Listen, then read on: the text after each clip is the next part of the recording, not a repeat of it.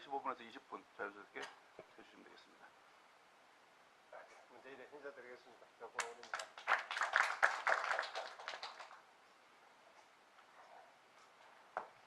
문제 저 변태석 이사장님, 박재일 위원장님, 최장수 위원장님, 다음 오늘 사회 보시는 최호영 국장님, 이 귀한 자리 초청해 주셔서 고맙습니다. 저는 이런 자리 처음입니다. 1대1 인터뷰라든가 방송 토론에 나가봤지만은 여러 언론인 앞에서 집중적으로 질문받고 대답하는 이런 자리는 처음이어서 조금은 이렇게 긴장된 그런 상태입니다. 혹시 중간에 질문하실 때 말 막힐 때 너무 좀 몰아세우지 말아주셨으면 합니다. 이번에 도지사 출마 결정은 저로서는 참 어려운 결정이었습니다. 저희들이 선거를 할 때마다 당선되기 위해서 이래 출마를 하고 당을 위해서 출마를 하고 싶은 이야기 있을 때 출마를 하는데 하고 싶은 이야기는 참 많습니다.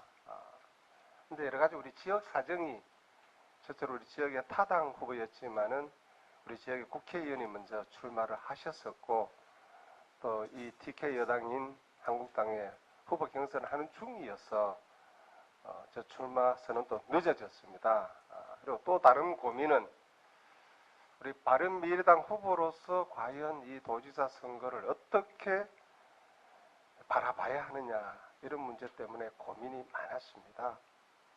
개인적으로는 정말 나와서 바른미래당 왜 있어야 하는지, 왜 당선되어야 하는지, TK에서 어떤 역할을 할 것인지 좀 이야기를 하고 싶었었지만은 또 정치가 현실이라 그런 문제에 대해서 고민을 많이 했었습니다. 출마 선언하고 한 보름 동안 거의 이제 한 달 동안 이렇게 준비를 하는데 지금 제가 중간에 내린 결론은 출마 잘했다. 다니면서 하고 싶은 이야기 하니까 들어주시는 분도 많고 또 이렇게 귀한 자리에 초청도 받을 수 있구나 이런 생각을 합니다. 제가 30년 동안 현장 정치를 해왔지만은 제가 바라보는 TK의 현실은 이렇습니다. 일당 독주가 30여 년 이래 진행이 되면서 과연 이 지역이 경쟁력이 있는가, 정치적 다양성이 있는가, 미래가 있는가, 우리 자식들의 장래를 부모 세대인 우리가 어느 정도 담보해 줄 수 있는가 이런 문제를 굉장히 고민을 많이 했습니다. 제가 30, 40대 젊어서 정치를 할 때는 정말 자식들에 대해서 미래에 대해서 고민을 하지 않았습니다. 저 스스로가 미래 세대였고 저 스스로가 워낙 젊어서 잘 나가는 그런 입장이었기 때문에 그런 걱정이 없었습니다. 그런데 10년 동안 야인으로 있으면서 언제부턴가 저의 세대보다는 우리 아들, 딸 세대가 눈에 밟히기 시작했습니다. 아마 50대, 60대 되시는 분들은 적수공무원으로 흙수저로 태어났다 하더라도 내가 열심히 하면은 결혼하고 애기 낳고 집 사고 나름대로 사회적 위치를 차지할 수 있었던 게 저희 50대, 60대 세대입니다. 물론 70대, 80대 세대는 저희들보다 더 훨씬 희생을 했지만은 그래도 뭔가 땀에 대한 보상이 있었던 것이 우리 세대다. 여기에 비해서 우리 아들, 딸 세대 한 30대, 20대 저는 단언을 합니다. 아무리 혼자 열심히 일을 해도 결혼하고 애기 놓고 집 사기가 어려운 세대가 아닌가. 부모로부터 지원을 받지 않으면 홀로 독립하기 어려운 세대가 우리 자식들 세대인데 그런 세상을 만든 것은 우리 부모 세대다. 저는 이렇게 생각을 합니다. 어디서 잘못됐는지 모르지만은 먹고 사는 문제 해결되었고 아파트도 높게 서고 넓어지고 차도 좋아졌지만은 하여튼 살아가는 그 모습들이 너무 팍팍해서 뭔가 부모된 입장에서 이제는 우리가 결단을 내려야 된다 이런 생각을 합니다.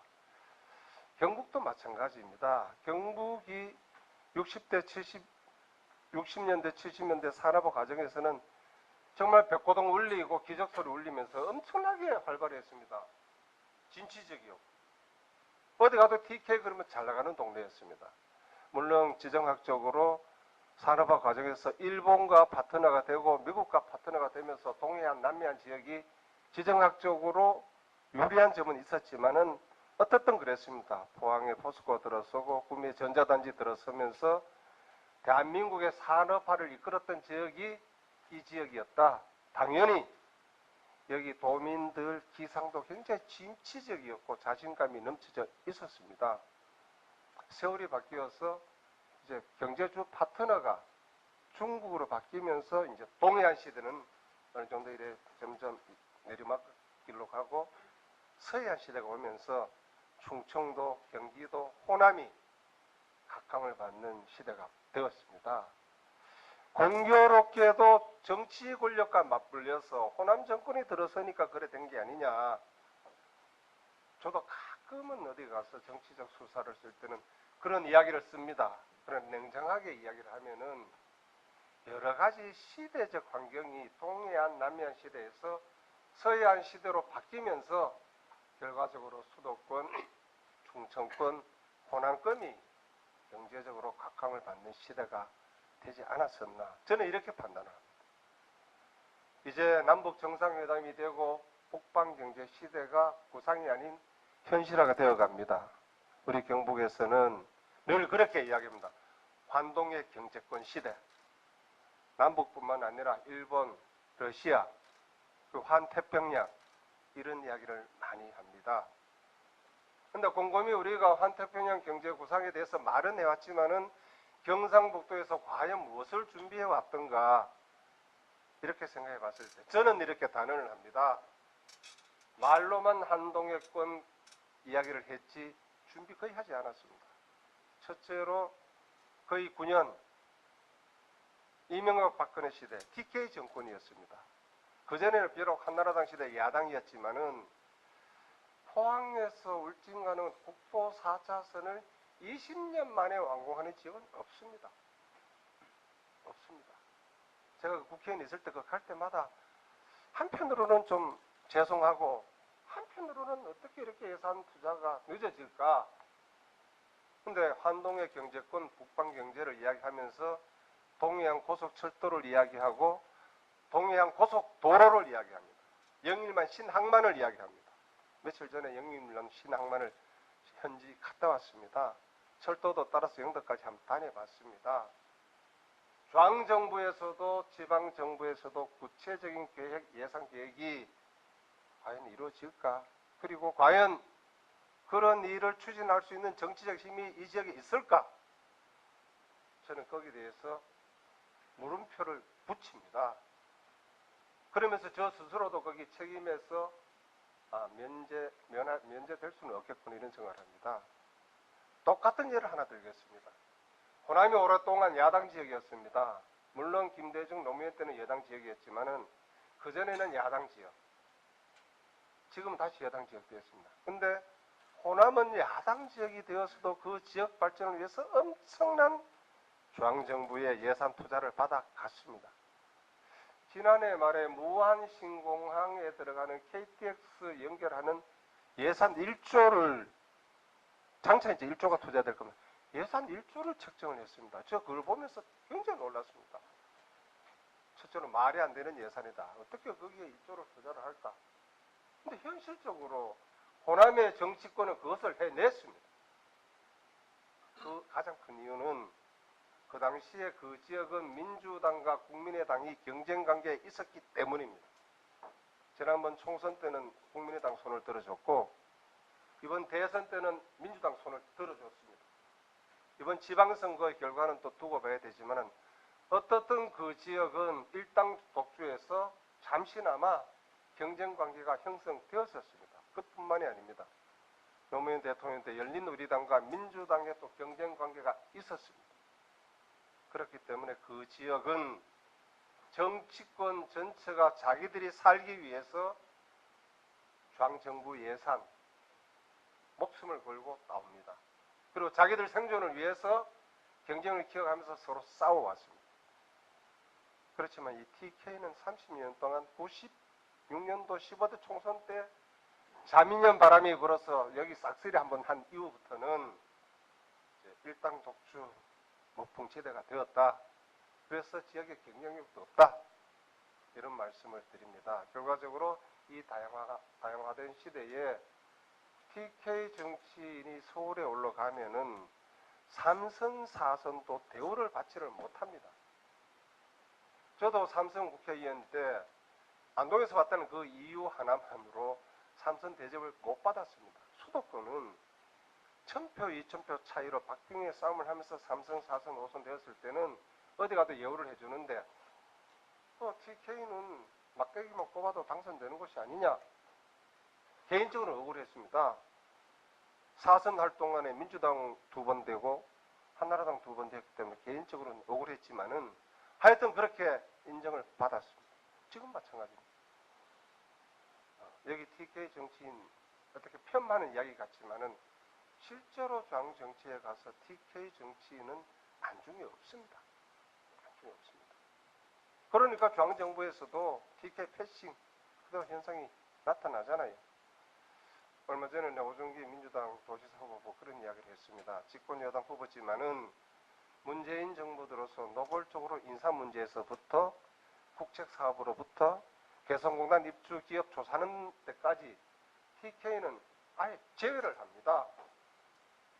이런 문제에 대해서 아무도 TK 정치인이 소리를 지르거나 싸우거나 단식을 하거나 이런 게 없습니다. 그냥 통과됩니다. 이것이 현재 우리가 몸을 닦고 있는 TK 정치의 현실이라고 봤을 때 앞으로 6.13 지방선거에서 경쟁 체제가 갖추어지지 않으면 이 지역 장래가 없다. 저는 단언을 합니다. 이번 선거하면서 저는 이렇게 했습니다. 수구에서 개혁으로, 독점에서 경쟁으로. 이것이 우리 살 길이다. 선택은 권오을 바른미래당이다. 이런 이야기를 합니다. 제가 TK에 대해서는 그리고 지역 정치에 대해서는 혹시 질문 과정에서 더 말씀을 드리겠지만은 하여튼 저의 심정은 이렇습니다. 좀 이렇게 이야기하고 다닙니다.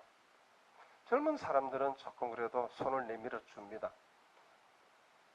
우리 나이 또래 이상만 되면은 이미 고정관념에 잡혀서 가끔 가도 배신의 논리도 이제 이야기를 합니다. 그러면은 이제는 그냥 편안하게 받아들이면서 한마디만 얘기합니다. 만에 하나 박근혜 대통령이 유승민 의원 말을 들었더라면은 탄핵이 되고 감옥에 갔을까? 보수 진영이 이렇게 무너졌을까? 나라가 이렇게 혼란스러워졌을까? TK가 이렇게 홀대를 받았을까?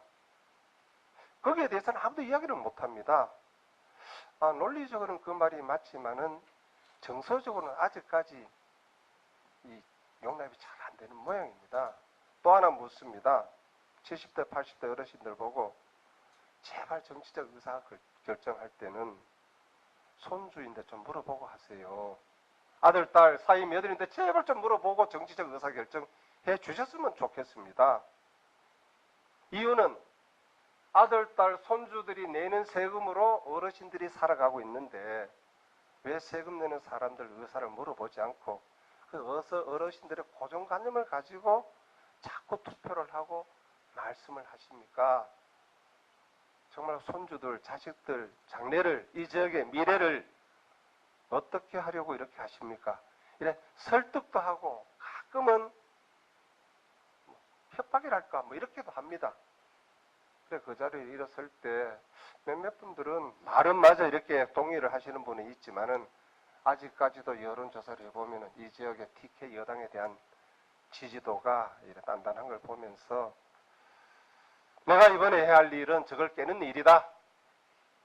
그래서 바른미래당이 승리를 하든 의미 있는 득표를 올리든 그리고 집권 여당인 민주당이 득표를 올리든 뭔가 이 지역에도 다당제가 뿌리를 내려서 다양한 정치 의사를 반영해야 된다. 이것이 제가 해야 하는 일이다 이렇게 생각을 합니다. 이제 마무리를 하겠습니다. 처음에 시작할 때는 1% 가능성을 가지고 시작을 했습니다. 당연히 수동적이었고 어떻게든지 선거만 치르자는 입장이었습니다. 어제 그제 사무실에서 전략회의를 했습니다. 많은 분들이 목표 상향 조정하자. 1% 가능성 하면 도저히 힘이 안 나서 못하겠다. 그럼 어떻게 할래? 100%로 올리자. 1%에서 100% 가능성을 가지고 한번 최선을 다해보자. 당락은 하늘에 맡기고 유권자인 도민인데 맡기고 우리는 정말 최선을 다하는 그런 모습에서 출마의 의미가 있는 게 아닌가. 그렇게 해서 도지사가 되었을 때 당신이 했던 약속을 지켜갈 수 있는 동력을 얻을 수 있는 게 아닌가. 이런 이야기를 했습니다. 저도 그 자리에서 오케이. 오늘부터 1%에서 100% 상향 조정하고 기호사 한번 오케이. 외치고 다니자. 바른미래당 외치고 다니자. 권오을 후보 외치고 다니자. 그런 입장입니다. 때마침 그제 또 가족회의를 했습니다. 가족회의 마치고 난 다음에 기호사 한번 오케이. 이래 했더니 초등학교 2학년입니다. 집안에 아주 어린애가 그거 부처님 손 아니세요? 이래요. 보니까 부처님이 이렇게 하더라고요. 며칠 있으면 4월 초파일인데 아 부처님도 3번이구나. 아 진짜입니다. 부처님 손이 이렇습니다. 그래서 이 인터넷 찾아보지는 않았어요. 무슨 불상에 이렇게 있습니다. 양손 다 이래 있습니다. 아 뭔가 되기는 되겠구나. 이런 말씀을 드리면서 여기 언론인 여러분들도 종교는 좀 다르지만은 부처님 초파일 날 부처님도 이렇게 하셨으니까 언론인 여러분들도 그저 기호 3번 바른미래당 권오을 도지사 후보 관심을 가지고 많이 지켜봐 주실 것을 부탁을 드립니다. 어제 밤 1시에 서울서 내려와서 새벽에 오다 보니까 이 목소리도 갈라지고 상태도 안 좋은데 그래도 오늘 여기 온다고 오늘 롯데몰에 가서 넥타이는 새로 하나 샀습니다. 조금은 강렬한 넥타이를 메고 왔는데 오늘 말도 이래 좀 강렬하게 되었으면 하는 저 기대입니다. 다시 한번 변태석 이사님 초청해 주셔서 고맙습니다. 모두 발언 마치겠습니다. 네, 권오을 후보의 모두 발언이 있었습니다. 지역은 일당 독주 탓에 지역 발전은 없다. 그래서 대구 경북의 정치 현실상 경쟁 체제 그리고 정치적 다양성이 담보되지 않으면 대구 경북의 미래는 없다. 그래서 정치적 다양성과 우리 미래 세대들을 위한 고민 끝에 출마를 하게 됐다는 그런 말씀을 드렸습니다. 모두에 다소 긴장한다는 얘기를 좀 하시긴 했습니다만 역시 겸손이었던 것 같습니다. 91년 34살의 나이로 이미 경상북도 도의원이 됐었기 때문에 지금 이 자리에 계신 분들이 34살 넘는 분이 별로 안 계시는 것 같은데 훨씬 더 우리 여기 이 자리에 계신 대부분의 사람들보다 젊은 나이부터 정치를 시작하셨고 10년 3선을 하셨는데 벌써 3선 하신 지가 벌써 10년이 돼가지고 지금도 잘 모르는 그런 기자도 그렇죠. 도의원 2번 하셨죠? 도의원 한 번 하고요. 한 번 하시고 바로 하셨고 1년 쉬다가 쉬었다가 바로 하셨죠. 하여튼 도의원 출신으로 3선 하신 분이 지역에서는 우리 권오을 의원하고 구미의 김상조 의원, 김상조 의원 두 분밖에 없는 거라고. 네, 강숙 의원님 계십니다. 그 이후로는 시도의원 출신의 국회의원이 잘 안 나오는 그런 현상이 지금 계속되고 있습니다. 그런 부분도 조금 안타깝다는 생각을 하긴 합니다. 자, 아무튼 우리 권오을 의원 모두 발언 다 들으셨고 본격적인 질의응답 시간 갖도록 하겠습니다. 가장 먼저 어느 분이 물꼬를 터주시겠습니까? 오랜만에 오신 우리 최장수 위원장님 시작 한번 해주시죠. 그동안 후배들이 파업하느라고 되게 좀 현장 뛰느라고 고생 많이 하셨는데 오랜만에 오는 거 아니고 그러다 오랜만에 발을 좀 다쳐가지고 그래 관사한테 못 온다고 내 세부도 전화를 다 했고 그리고 반 정도 참석해주고 인정해 주더라고 보니까요. 그래서 권오을 선배가 오랜만에 처음 왔기 때문에 달려왔습니다. 그 말씀처럼 제가 우리가 언론 시작한 지 얼마 안 됐을 때 91년도에 우리나라 지방선거가 처음 시작됩니다. 그게 작년에 우리 홍준표 대표하고 제가 와서 사회보다 약간 신랑이 부르던 그 내용인데 홍 대표가 당시 검사했기 때문에 내용을 잘 몰라요. 저는 알고 있는데 그때 91년도 이제 그 지방선거 이제 우리가 60년대까지 3선 지방의회를 뽑다가 4선 이제 그 지방자치가 중단되고 4선 때 그때 이제 4대 의회 때 들어오셔가지고 완전 스타였습니다. 권오을 의원이. 그러다가 96년도 15대 때 국회의원 될 때도 유일하게 대구 경북에서 야당으로 됐어요. 대부분 사람들이 한나라당인데 한나라당이 그 당시 왜냐하면 그 선거 앞두고 유해창 총재하고 조순 총재가 합치는 바람에 한나라당이 된 거지. 원래 저분이 야당 출신입니다. 야당 출신. 야당으로 되셨고 아주 스타였습니다. 그러다가 내리 이제 15대, 16대, 17대 이제 그 의원도 하셨고, 그 17대 하실 때는 그 당시 대권도 지금 어느 정도 시동도 걸고 이렇게 했습니다. 굉장히 그 대구 경북에서는 좀 자랑스러운 하나의 우리 큰 하나의 그 전 재원이었는데, 그 저한테 말씀하시는 게 인생의 세 가지가 가장 안 좋은 게 세 가지가 있는데 소년들 거하고 굉장히 안 좋다 하더라. 소년들 거라 하셔가지고 남들이 한참 일할 나이에 약간 밀린 것 같아가지고 본인도 굉장히 좀 섭섭해하고 보는 우리도 안타깝습니다. 사실 대구 경북에 우리가 뭐 제 개인적인 생각인지 모르겠지만 권노걸 의원 같은 정도 재원이 잘 없습니다. 미안하지만은 굉장히 진지하기도 하고 경쟁력도 있었고 지금도 마찬가지고. 바른미래당 당원은 아니시죠? 개인적인 이야기 합니다. 개인적인. 내가 집에서 아침에 걸어올 때 무슨 이야기 할까? 한번 옛날 생각이 나는 거예요. 후배들은 제가 완전 나이 먹은 사람들 이상한 소리인데 가지 모르겠지만 또 사실입니다, 그게. 그 제가 2년 전에 그때 이제 출마하실 때는 안동에 출마하지 마시고 대구에 출마하시라고 그 관건도 해본 적이 있어요. 그럼 대구에서 굉장히 하나고 좀 좋은 정치인 한 분이 아마 중심을 안 잡아주겠나 이런 욕망도 있을 거예요. 네. 근데 지금 솔직히 말해가지고 지금 도지사 지금 나오셨습니다. 전번에도 나오셨다가 또 중간에 가셨고 그랬는데 지금 나오셨는데 여러 가지 지금 보실 때 조금 전에 하시는 말씀이 이제 1% 가능성에서 이제 100% 가능성을 두고 간다 이렇게 말씀하시는데 과연 그게 지금 개인적인 하나의 뭐 지금 하나의 그 바람인지 어느 정도 지금 남들이 바라보는 객관적인 판세나 이런 게 있을 거 아닙니까? 어떻게 보시는지 지금 요 오늘까지 상황을 좀 말씀해 주시면 고맙겠습니다. 현재 저희들이 판세를 보는 것은 일반적으로 발표되는 여론조사입니다. 여론조사면은 이 지역의 우세 정당은 한국당입니다. 한국당이 거의 한 45에서 50% 점할 겁니다. 그 다음에는 집권 여당인 민주당 한 20에서 한 25. 여론조사 기관마다 다릅니다. 다른데 저희 바른미래당이 한 10% 이래 점하고 있을 겁니다. 기관에 따라서는 그보다 더 낮게 나온 데도 많지만은 그게 현실입니다. 후보를 떠나서 그게 현실이고 또 지방선거의 특성상 어느 지역에 가도 가장 관심은 시장 군수 선거, 시의원 군의원 선거가 관심이지 도지사 도의원 선거는 관심이 없습니다. 누가 나온지도 모릅니다. 그는 아쉬운 점은 있지만 제가 왜 1%에서 100% 이야기를 하느냐 하면은 저 처음에 91년도 민주당 도의원 출마했을 때가 그랬습니다. 몇 달을 다녀도 모든 사람이 안 되니까 포기해라. 90년대 처음에 국회의원 출마 민주당으로 국회 했을 때도 그거 무모한 짓이 아니냐. 포기해라.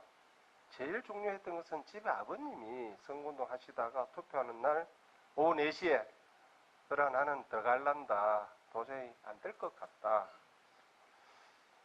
너가 지는 모습을 내가 현장에서 보기는 싫다. 그러면서 집에 들어가시더라고 시골에.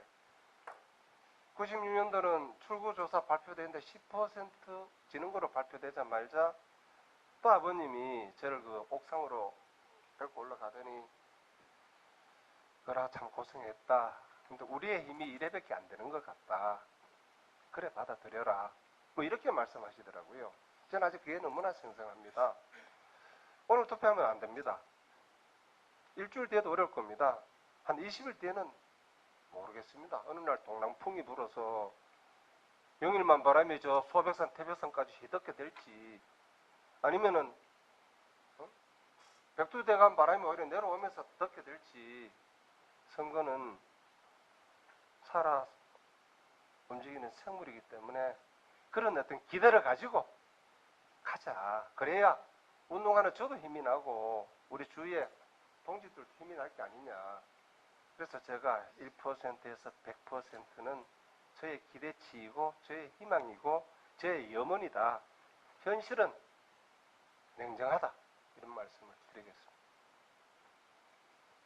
네, 일단 무모한 도전으로 시작을 했지만 뭔가 새로운 어떤 변화가 생길 수도 있을 것이다라는 기대감을 말씀해 주셨습니다. 네, 다음 질문 이어가시죠. 어느 분이 질문할까요? 네, 어마이뉴스. 네. 조정훈 부장 역시 질문 많이 해주고 계십니다. 예, 후보님이 말씀하신 TK 일당 독주를 막을 지금 일당 독주이기 때문에 무풍지대이고 경쟁력이 없다. 이거 많은 사람들이 동의하는 것 같습니다. 하지만 제가 어제 홍준표 대표가 대구에 왔을 때 관여을 시장을 한번 가봤는데요. 여론조사에서는 한국당의 지지율이 대구에서 30%대 후반 또는 40대 초반이라고 하는데 밑바닥에서 그분들의 이야기는 한국당이 밉지만 이번 선거에서 또 한국당 말고 누굴 찍겠노라고 하시더라고요. 결국 그 여론조사와는 달리 밑바닥 민심은 아직까지도 전혀 변하지 않고 있다. 그런 상황에서 바른미래당이 과연 지역에서 뿌리를 내릴 수 있을까? 상당히 참 우려가 스럽더라고요. 이제 제가 판단을 했을 때. 거기에 또 바른미래당의 유승민 대표나 이런 분들은 지금 개혁적 보수를 말씀하시면서도 자유한국당과 같은 이야기를 많이 하십니다. 특히 대북 문제에서는 굉장히 강경하게 말씀하시고 이러는데 지금 굉장히 화해 모드로 가는 상황에서 바른미래당과 한국당이 같은 이야기를 하면은 어떤 차별점이 있을까? 차별점이 없는데 대구에서 또는 경북에서 바른미래당이 우리를 밀어주십시오, 우리를 살려주십시오, 다당제를 만들어주십시오라고 할 수 있는가? 의문이 좀 들었습니다. 이 부분에 대해서 말씀 좀 부탁드립니다. 저 논리적으로 이야기하면 하신 말씀에 동의를 합니다. 제가 당에 가서 늘 이야기했던 것이 외교 안보 국방 이야기하지 마라. 그래 이야기하면은 한국당과 똑같아진다. 지금은 남북 정상회담이 돼서 이제 북핵, 한반도 비핵화 어느 정도 가닥을 잡아서 가다 또 뭐 넘어질지 갈지는 모릅니다만은 한 달 전, 두 달 전에 가서 내 당에 누차 이야기를 했습니다. 그 문제 이야기하지 말자. 그리고 내 개인 생각은 이렇다. 비핵화, 미사일 이 문제는 분명하게 선을 긋되 나머지 문제에 대해서는 남북 문제에 대해서 전향적으로 가야 된다. 이 시대적 과제가 통일 문제가 아니냐. 비용 이야기하지 마라. 편익을 이야기하자. 일자리도 이야기하고 투자 기회도 생기고 그다음에 국제사회에서 우리의 발언권도 높아지고. 근데 왜 그런 문제에 대해서 우리 전향적으로 생각을 하지를 않느냐. 그것이 우리 바른미래당이 나가야 할 길이다. 수차 이야기를 했었습니다. 근데 이상하게도 그 이야기를 하게 됐을 때 그게 수용이 되지 않으면서 일반 국민이 도민이 봤을 때는 뭐가 달라? 색깔만 다른 거 아니야? 저희들 청록색 민트, 저는 빨간색. 나머지 나오는 이야기는 외교, 안보, 국방에서는 차별성이 없다 보니까 조금 지지도가 올라갔다가 한번 내려와서는 반등하지 않는 거 인정을 합니다. 제가 이번에 그 문제에 대해서도 가장 고민을 많이 합니다. 남북 정상회담이 있었을 때도 당에 환영해라.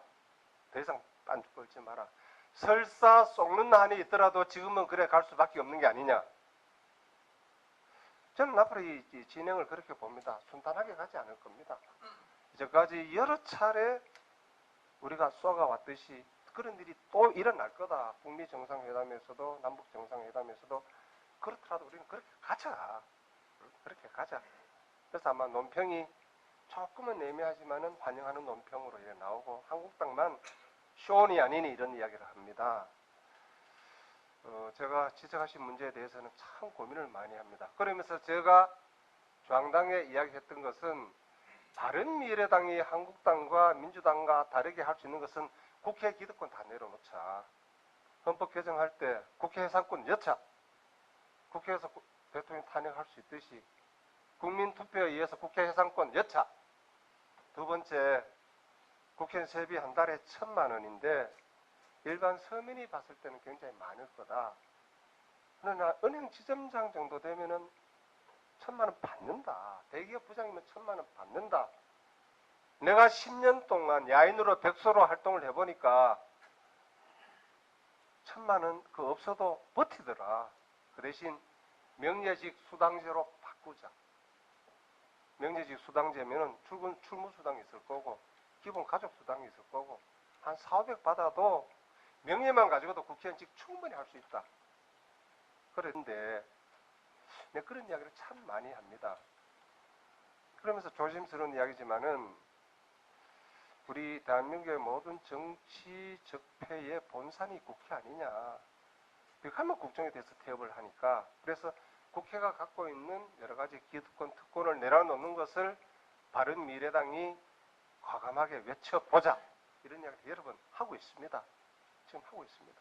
어떻게 수용될지는 모르지만은 그렇게 새로운 집을 지어서 새로운 제품을 내놓지 않으면은 경북도민이 아니라 일반 국민들도 우리인데 눈길을 주지 않을 거다. 이게 솔직한 고민입니다. 솔직한 고민입니다. 가끔은 한국당 같고 가끔은 민주당 같아서 정체성이 없는 개혁 보수의 길이라는 게 참 어렵구나 이런 말씀을 드립니다. 이 자리에서 제가 지적하고 싶은 것은 민주당이나 한국당은 전략적으로 굉장히 극한 대치 상황을 연출할 겁니다. 적대적 공생 관계로 중간지대를 없애버리는 겁니다. 그렇게 해야 자기들이 자기 지역에서 기득권을 누리면서 편하게 정치할 수 있잖아요. 과거 남북 관계가 그랬습니다. 서로 정권 안보를 위해서 북한을 이용하고 우리 남한을 이용하는 처음의 정치 관계가 민주당이나 한국당이 밖으로는 싸우지만은 내면을 들여다보면은 적대적 공생 관계를 즐긴다고 봐야죠. 바른미래당이 그걸 치고 나올 수 있는 자체적 힘이 부족한 것에 대해서는 인정을 하면서도 저 이번에 그 지방선거 마치면은 아마 당 지도부가 다 바뀔 겁니다. 그때 새로운 싹을 틔우는 시도를 해야 되지 않을까 이렇게 생각합니다. 저는 6.13 선거 결과를 이렇게 예측합니다. 6.13 선거가 끝나게 되면은 아무래도 집권 여당인 민주당이 전국을 거의 이래 석권하지 않겠나. TK 여당인 한국당이 경북에서 성과를 얻을 거고 대구에서 성과를 얻을 거고 나머지 다 성과를 못 얻게 되면은 결과적으로 보수 정당으로서 내려앉는 게 아니냐. 바른미래당 애초에 성과가 없어 내려앉는 게 아니냐. 그러면은 보수 진영이 재편되면서 또다시 다음에 대권 주자 중심으로 헤쳐모여야 한다고 저는 봅니다. 헤쳐모여야 할 때는 바른미래당은 대권 후보가 두 명이나 있지만은 현재 한국당에는 유감스럽게도 대권 후보가 없습니다. 당은 컸지만은 그냥 헤쳐모여야 할 때 구심점이 없어서 그때 뭔가 새로운 모습을 보여야 되지 않겠나 저는 이렇게 판단을 합니다.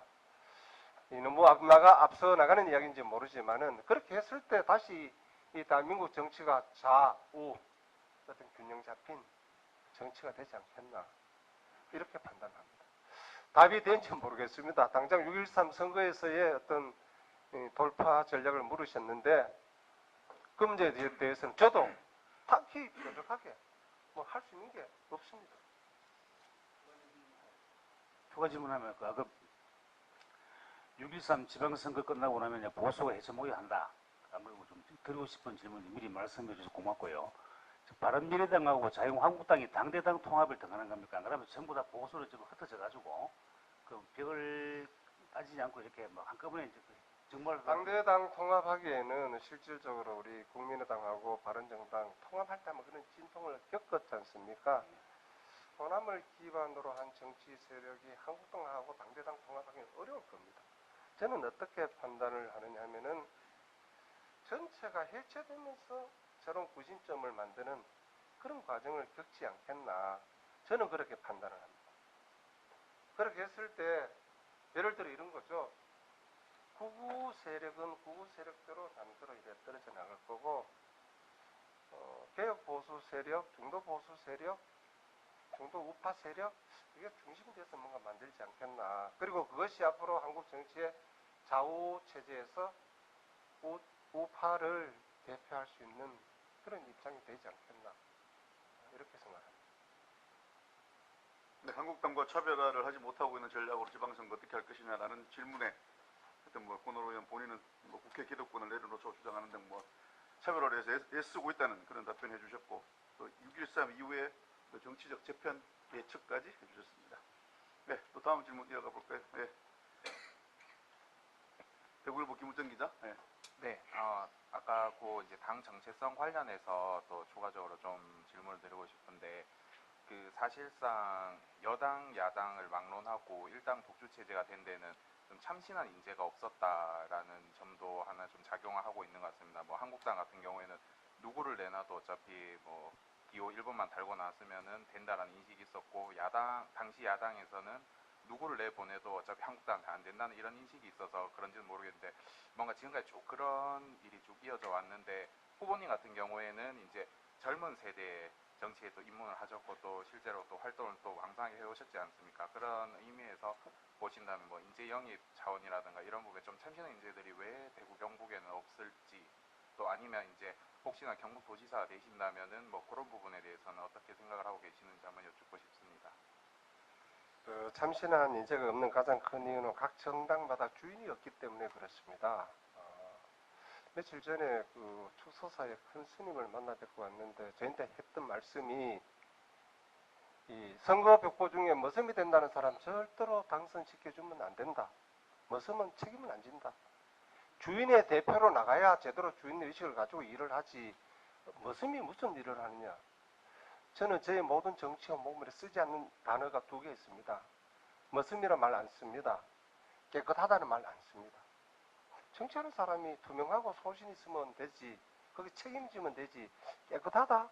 머슴이다? 제가 왜 젊은 인재를 영입을 못하냐면 주인이 있으면 그 주인은 자기의 장래를 위해서 젊은 인재를 영입을 합니다. 그래도 한국 정치에서 젊은 인재가 가장 많이 영입되었을 때가 15대입니다. 제가 처음에 국회에 들어갔을 때 그때는 김대중, 김영삼 2분이 경쟁적으로 젊은 인재를 영입을 했습니다. 그 다음에 젊은 인재를 영입했던 분이 이회창 총재입니다. 그분은 본인이 대통령 되기 위해서 젊은 인재들 영입을 많이 했습니다. 그 뒤에는 젊은 인재 영입이 진짜 거의 없습니다. 그냥 어쩌다 이래 잔치상에 꽃끝이 며칠 있었지 어떤 물이 군으로 젊은 인재 영입이 없었다 이런 말씀을 드립니다. 마찬가지입니다. 도지사가 됐을 때 저 선거 공약을 냈더니 꼭 대통령 선거 공약 같다 이렇게 이야기를 합니다. 이렇게 이야기했습니다. 당연한 거 아니냐. 도지사가 되면은 외교안보 국방을 제외해놓고는 도민의 삶에 대해서 책임을 져야 된다.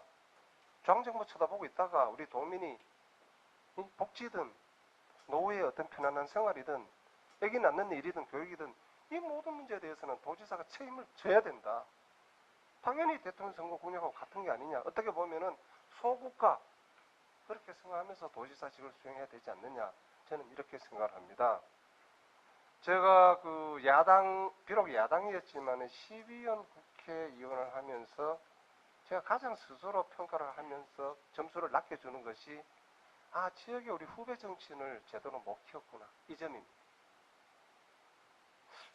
의도적으로 못 키운 것도 아닌데 하여튼 지역에 저 밑에 10년, 20년 후배들 중에 저는 앞으로 시장으로 클 수 있겠구나, 국회의원으로 클 수 있겠구나, 지방의원으로 클 수 있겠구나 조금은 체계적으로 키워줘야 됩니다. 물론 본인들의 의지도 필요하지만은 도지사가 되면은 우리가 지역별 할당제 이야기하듯이 이 어떤 자리에 그 연령 할당제도 해야 됩니다.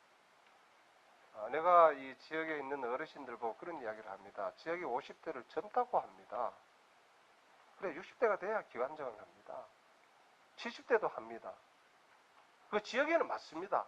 왜 고령화 되니까 아마 경상북도가 초고령 사회가 20%인데 18.7%인가 이래가지고 지역의 나이로는 60대 70대 하는 게 맞지만은 이분이 대구 경북을 떠나면은 말이 달라집니다. 다른 지역은 40대 50대 그 지역을 대표하는 장을 합니다. 50대 넘어가면 전국 무대에 뜁니다. 우리하고는 10년에서 거의 한 20년 차이가 있습니다. 이런 지역의 풍토에 대해서도 여기 이제 언론인들도 계시는데 조금은 젊은 층에 대해서 기회를 줘야 됩니다. 당신들 나이면 50대면 적은 나이가 아니야 이런 이야기를 하면은 아직도 선배님들이 청층시야여서 이렇게 이야기를 합니다. 그래 되면은 그 지역에서는 뭐 어떤 민간이든 관변이든 장을 할 수 있지만 전국 무대에 나가면은 이미 늦다. 그래서 도지사가 되면은 그런 것도 하나의 틀을 정하자. 연령 할당제 하자. 어느 정도는 한 3, 40대 정도, 다음에 4, 50대, 60대 정도 되면은 전국 무대로 나가라. 아니면 50대 되면 전국 무대로 나가라. 그렇게 큰 틀을 잡아갈 필요가 있지 않겠나. 그렇게 생각합니다. 임명할 젊고 때 참신한 정리해야 됩니다. 인재 영입이 어려운 이유 두 가지로 정리하신 것 같은데 정당의 주인이 없다. 특히 우리 대구 경북 지역에는 40, 50대 사람들을 아들로 보냈던 그런 풍토, 지역적인 풍토가 그 원인이 되지 않겠냐라고 말씀해 주셨습니다. 지사가 된다면 이 풍토도 좀 바꿔보겠다는 그런 포부까지 말씀해 주셨습니다. 네, 다음 질문 이어가 볼까요? 네, 오랜만에 질문해 주시는 우리 김대백 선배님. 네. 예, 안녕하십니까. 이제 정치 얘기 조금 했지만 중간에 또 약간 화제를 돌려서 도지사가 되신다면 경북도에서 잠깐 도에 대해서 잠깐 여쭈겠습니다. 제가 경북도청에 상격동에 있다가 이전해서 산 지가 3년 됐습니다. 저는 지금 현재 우울증, 위장병, 그리고 BMI 수치가 40 이상입니다. 이거 극도 비만을 말합니다. 그리고 리더당 아유가 40 이상입니다. 이 간 수치가 극도로 높다는 뜻입니다. 만성 두통. 제가 현대인이 가지고 있는 병을 다 가지고 있습니다. 제가 생각하기에는 신도청이 있는 그 자리는 마치 주둔지처럼 섬에 있는 것 같이 느껴집니다. 이런 것들 병이 바로 집단 스트레스 증후군인데요. 제가 3년간 지켜본 경북도에 있는 1,300여 명의 본청에 일하는 사람들이 지금 현재 3년간 집단 스트레스 증후군에 거의 걸려 있다고 봅니다. 담당 과에 물어보니까 설문조사를 안 하고 있습니다. 오시면 제가 기사를 계속 써대야 되는데, 요거는 앞서두고요. 당초에 경북도청은 1, 2, 3단계로 나누어서 신도청을 개발하는 계획이었는데, 지금 현재 1단계, 지금 2단계에 넘어가고 있습니다. 1단계는 지금 연도는 약간 지났지만 지난해 2017년까지 계획을 했는데 인구 2만 7천 정도 생각하고 있습니다. 2단계, 3단계는 사실상 1단계는 행정 및 주거 타운이고요. 2단계도 행정 및 주거, 상업지역은 없습니다. 3단계는 거의 주거지역, 기타 시설인데, 제가 질문하고 싶은 핵심은 10만 도시가 1, 2, 3단계를 한 목표입니다. 2027년에. 근데 국가산업단지 조성이나 산업단지 기업들을 무상으로 임대하면 그 기업들이 오게 되면 노동자들이나 근로자들이 거기에 살 걸로 생각하는데, 제가 알기로는 기업들이 올 데가 없다고 생각합니다. 그리고 인구 10만 계획을 했지만 지금 현재 이 계획도 불확실합니다. 그래서 지금 전문가들이 얘기하기에는 1단계는 완성시키고 2, 3단계를 다시 원초적으로 풀어서 1단계 완성도를 높이고 2, 3단계는 당초 계획을 다 뒤집어 엎어서 계획을 새롭게 전개할 생각은 없는지, 또는 어떻게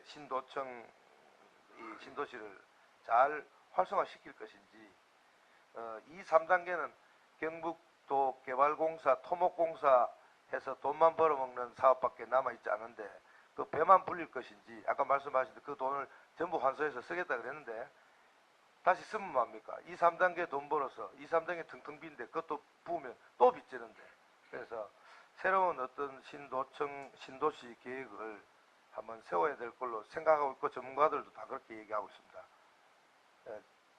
1차 질문은 이것만 하겠습니다. 어떻게 전개하고 싶으신지, 아까 말한 기업을 무작정 유치해서 10만 도시를 만들겠다는 생각이 맞으신지 궁금합니다. 먼저 도처 문제에 대해서는 제가 안동 정치의 존재의 의미가 북부 지역에 도청을 유치한 겁니다. 도의원 때부터 2008년 6월 8일 발표될 그때까지 거의 한 18년 동안, 거의 20년 동안 도청 유치 외치고 다녔습니다. 저는 정말 그 확신이 있었습니다. 북부 지역에 도청이 오면 균형 발전이 되고 경상북도 전체의 파이가 커진다. 확신이 있었고 열정이 있었고 어디든 쫓아갔습니다. 토론회 가고.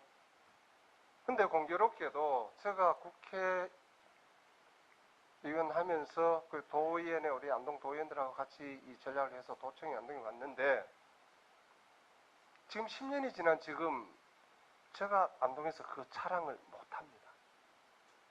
자랑을 하게 되면은 바로 한 소리 듣습니다. 더 속이 쓰렸던 것은 제가 도청 유치 1등 공신이라고 스스로 자부하지만은 발표되던 6월 8일은 저는 이미 국회의원 신분이 아니었습니다. 5월 29일까지 국회의원이었고 5월 30일부터는 새로운 국회의원 임기가 시작되어서 요즘 세호적법에 의해서 태어날 때 아버지가 아버지인 겁니다. 그때는 참 한편으로는 참 억울하기도 하고 좀 답답하기도 했는데 인생만사 세옹지마라고 요즘은 뒷전에 물러나 있습니다. 결론은 이렇습니다. 유치된 지 10년 도청 옮긴 지 거의 2년이 되었지만은 아무런 준비를 하지 않았습니다. 그 넓은 터에 청사 멋지게 짓고 숲 멋지게 꾸며놔서 사람들 관광지로서는 최고입니다. 아마 전두환, 박정희, 권위주의 시대 때는 그런 도청 못 짓습니다. 괘씸죄 걸립니다. 청와대보다 훨씬 더 멋지게 지어놨잖아요. 그래서 조금 전에 김대백 기자님 그 좋은 숲에 1시간씩 걸으면은 건강 아주 좋아지실 텐데 그 기자실에만 앉아 계시니까 여러 가지 현대병 다 가지고 있지 않습니까? 저는 내가 도지사 되면은 첫째 하루에 무조건 1시간 혼자 걷겠다. 최고의 지도자는 바쁘면 안 됩니다. 1시간씩 걸으면서 이래 생각도 정리하고 뭐 지지할 것도 해야 되지 않겠나 이런데 대안은 이렇습니다. 그 원인은 경북개발공사가 도청 개발을 하면서 수익을 2,500억 남겼습니다. 땅값 억수로 비싸고 임대료 억수로 비쌉니다. 거기 상가 조성이 제대로 안 됩니다. 거기 집 샀던 사람, 상가 샀던 사람들은 다 지금 손해봅니다. 근데 그런데도 임대료는 요즘 원룸 임대료가 15만 원까지 내려와 있더라고요. 15만 원. 앞으로 어떻게 해야 되느냐? 아까 2만 7천 명이라고 그랬습니까? 앞으로 10만 도시를 만들려면 배후산업단지가 없으면 불가능하다. 배후산업단지는 어떻게 만들 거냐? 간단하죠. 2,500원 남겼잖아요. 2,500원 남겨가지고 투자하면은 100만 평 산업단지 만들 수 있습니다. 만들어서 50만 평은 무상 임대 주는 겁니다. 50년, 100년. 사고 싶은 기업은 사도록 해주는 거고요. 전기, 수도 그냥 해줍니다. 지방세 감면해 줍니다. 중앙정부하고 이야기해서 지방에 들어오는 기업에 대해서는 20년, 30년 법인세 한시적으로 면제해주자. 온답니다. 땅 그냥 줄게 그거는 고객 계약하다. 법인세 2, 30년 면제해주면 그러면 가지. 저는 그렇게 생각합니다. 그렇게 배후산업단지를 만들지 않은 상태에서 도청 10만 도시를 유지한다. 현실적으로 어렵다. 그 도지사가 해야 할 일은 무조건 기업이 올 수 있는 모든 조치를 해놓고 오나기업 찾아다니면서 진짜 극진히 모시는 그런 자세를 가졌을 때 배후산업단지가 되지 않겠나 이렇게 생각을 합니다. 혹시 부동산 컨설팅에 관심이 있는 분은 적지를 생각하면 바로 적지가 나옵니다. 내가 토목회사에 물어봤습니다. 야 정말 산들어내서 100만 평 산업단지 만드는데 원가 얼마 정도 들어가냐? 이래보다 3천억이면 된답니다. 3천억 되는데 그 3천억 또 투자했는 것도 바로 건져낼 수 있습니다. 행정기관이 갖고 있는 특권 중에 저거 있지 않습니까?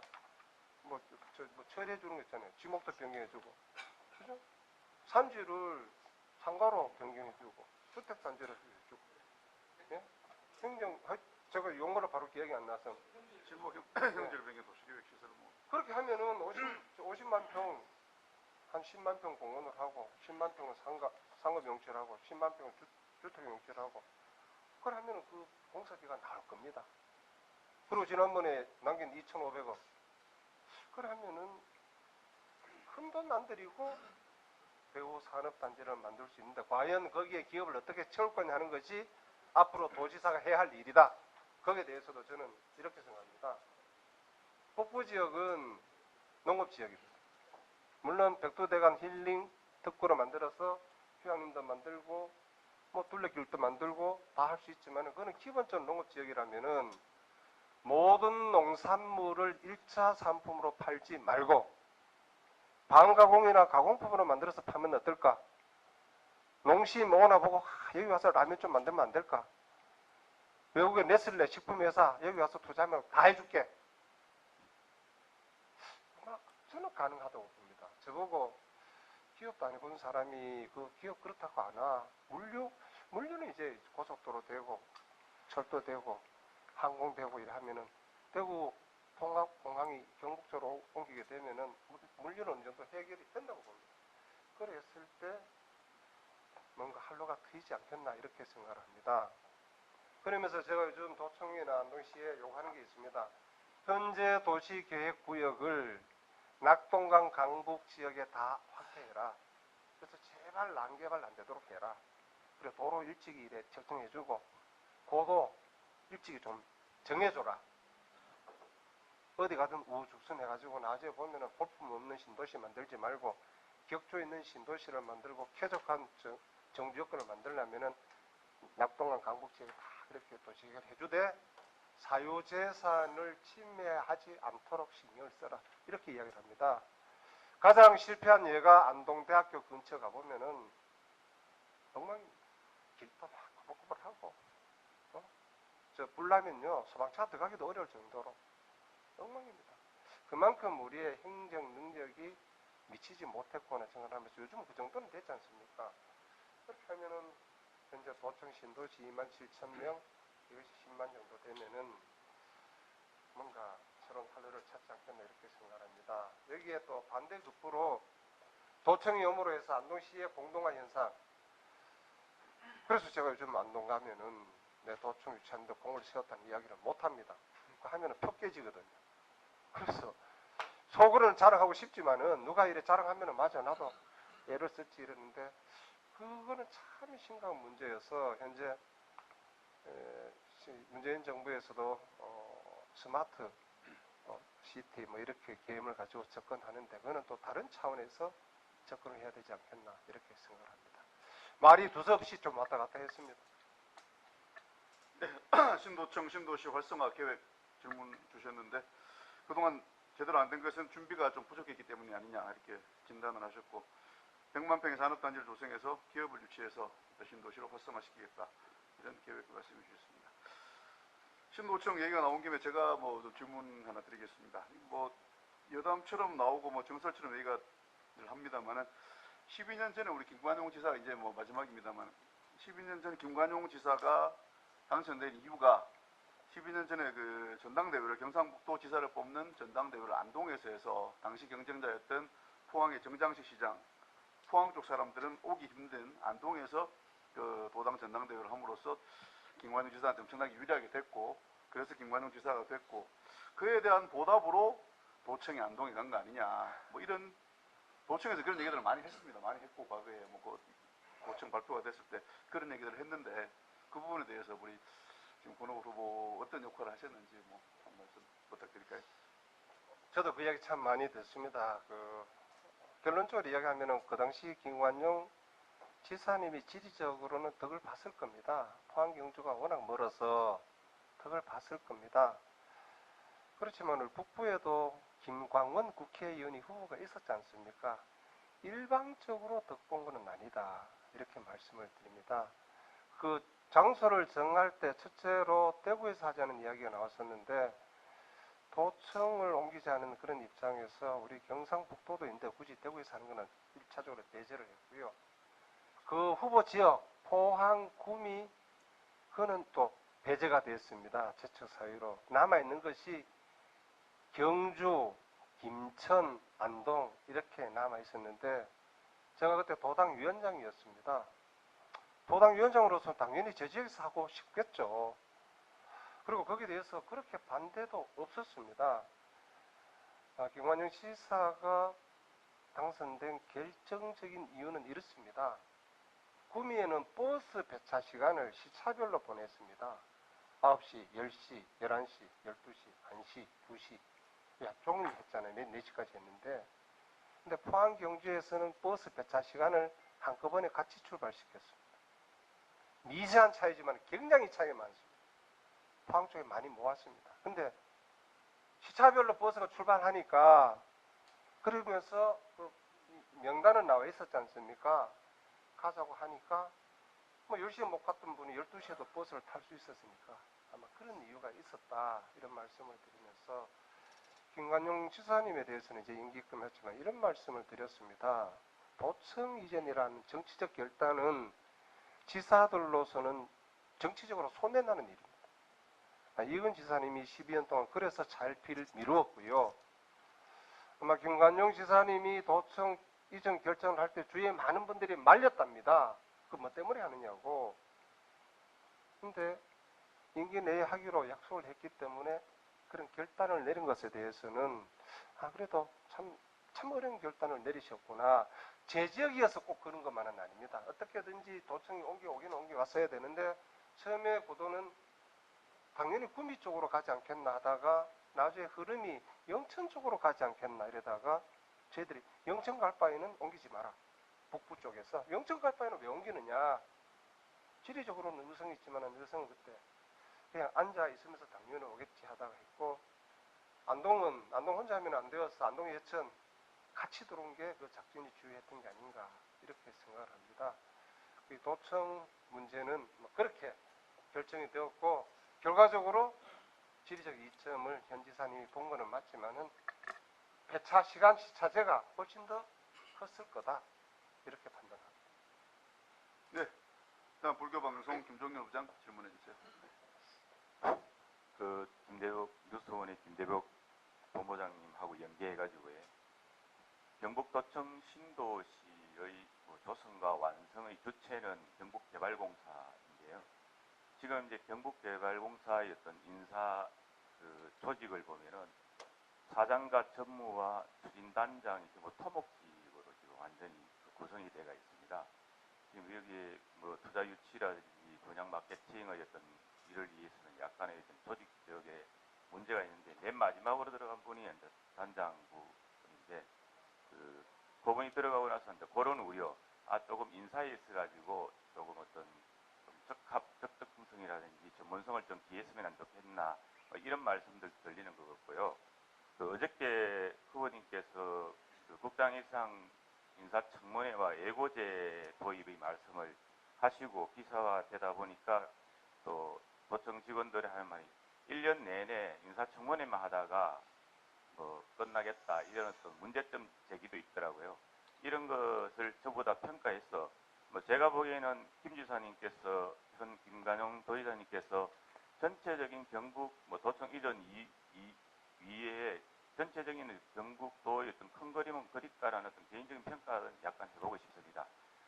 요거와 관련해가지고 인사청문회의 어떤 문제점 지적에 대한 부분하고 그리고 지사님에 대한 어떤 평가 부분 한 말씀해 주십시오. 지사님에 대해서는 참 존경스럽구나 그렇게 생각을 합니다. 아쉬운 점은 너무 경주문화 엑스포를 비롯해서 외양에 너무 치중하신 게 아닌가 하는 게 저는 아쉽다고 이래 생각을 합니다. 구체적인 어떤 내용에 대해서는 제가 통계 수치를 다 파악을 못했기 때문에 말씀드리는 것은 적절하지 않다고 생각을 합니다. 인사청문회 이야기를 하셨는데요. 지방자치제의 가장 큰 폐해는 공무원들의 정년을 10년 연장해 준 겁니다. 제가 늘 그런 이야기를 합니다. 공직에 계신 분들 선출직에 나오려면은 최소한 50대 초반에 사표 내고 나와서 뛰세요. 대부분 60 전후 1, 2년 전에 퇴직을 해서 이 지역 풍토가 공무원 표를 더 주잖아요. 거기에 기대서 또 8년, 12년 합니다. 변화가 없습니다. 그래서 저는 경상북도의 지방자치는 지방자치가 아니라 관치자치의 연장이구나. 저는 그렇게 생각합니다. 막말로 직원 2, 3명이라도 월급을 줘본 사람이 장이 되어야 뭔가 돈을 벌어 옵니다. 제가 기업인들을 왜 그렇게 기업인들에 대해서 우대를 해야 된다고 생각하느냐면은 제가 서울에 포럼원을 사무실 직원 2명을 청해가지고 한 5, 6년 이래 버텼습니다. 월급 300, 150, 450. 다달이 월급 주는 게 그렇게 힘이 들었습니다. 이놈 월급 나라 왜 그렇게 빨리 오는지. 그것을 제가 생각했던 게, 100명, 200명 월급 주는 기업체 사장은 야, 이거 인건비 어떻게 감당하지? 그분들이야말로 우리를 먹여 살리는 분들인데 이 경북에서는 대우를 제대로 안 해줍니다. 행사에 나가면은 의전설 저 뒷순입니다. 돈은 상공회의소 회장이나 회원들이 다 내는데 의전설 뭐 시장, 군수회, 시의원, 도의원, 국회의원 쭉 나오고 또 간변단체 뭐 나오고 이건 아니다. 이런 점을 말씀을 드립니다. 그 다음에 질문하신 내용 중에 인사청문회 문제는 이렇게 생각을 합니다.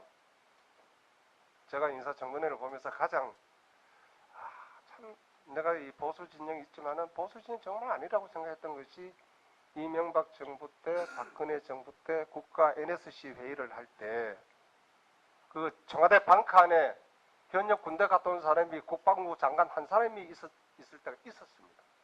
대통령도 안 가고 장관도 안 가고 유일하게 국방부 장관만 군대 갔다 왔던 그런 시절이 있었어요. 그걸 보면서 야, 어떻게 국민들이 있는데 말이 먹힐까? 안 먹힙니다. 똑같이 어느 고위직에 가면은 기본적인 도덕성을 갖춰야 됩니다. 그래서 내가 그랬잖아요. 청문회 할 때 도덕적인 문제는 비공개로 하고 업무 능력 문제는 공개로 하자. 그 다음에 그 위치에 가면은 거기에 합당한 능력이 있어야 됩니다. 그래야 이 지역을 이끌고 갈 거 아닙니까? 그리고 도청의 국장 정도 되면 고시에 있는 젊은 국장이 되면은 나중에 크면 장관까지 갈 수 있는 그런 위치입니다. 일찍이 그런 걸 걸러줘야 스스로 돌보고 상가하고 능력을 키워가지 않겠나 이렇게 생각을 합니다. 공기업 사장 왜 청문회 해야 되느냐? 지금 공기업 사장이 전부 다 정년 연장해가지고 2년 3년 돌려막기 인사하는 거 아닙니까? 시장, 부시장, 부군수 1년 돌려막기 하잖아요. 그 지역의 주민들 복지를 위해서 하는 게 없습니다.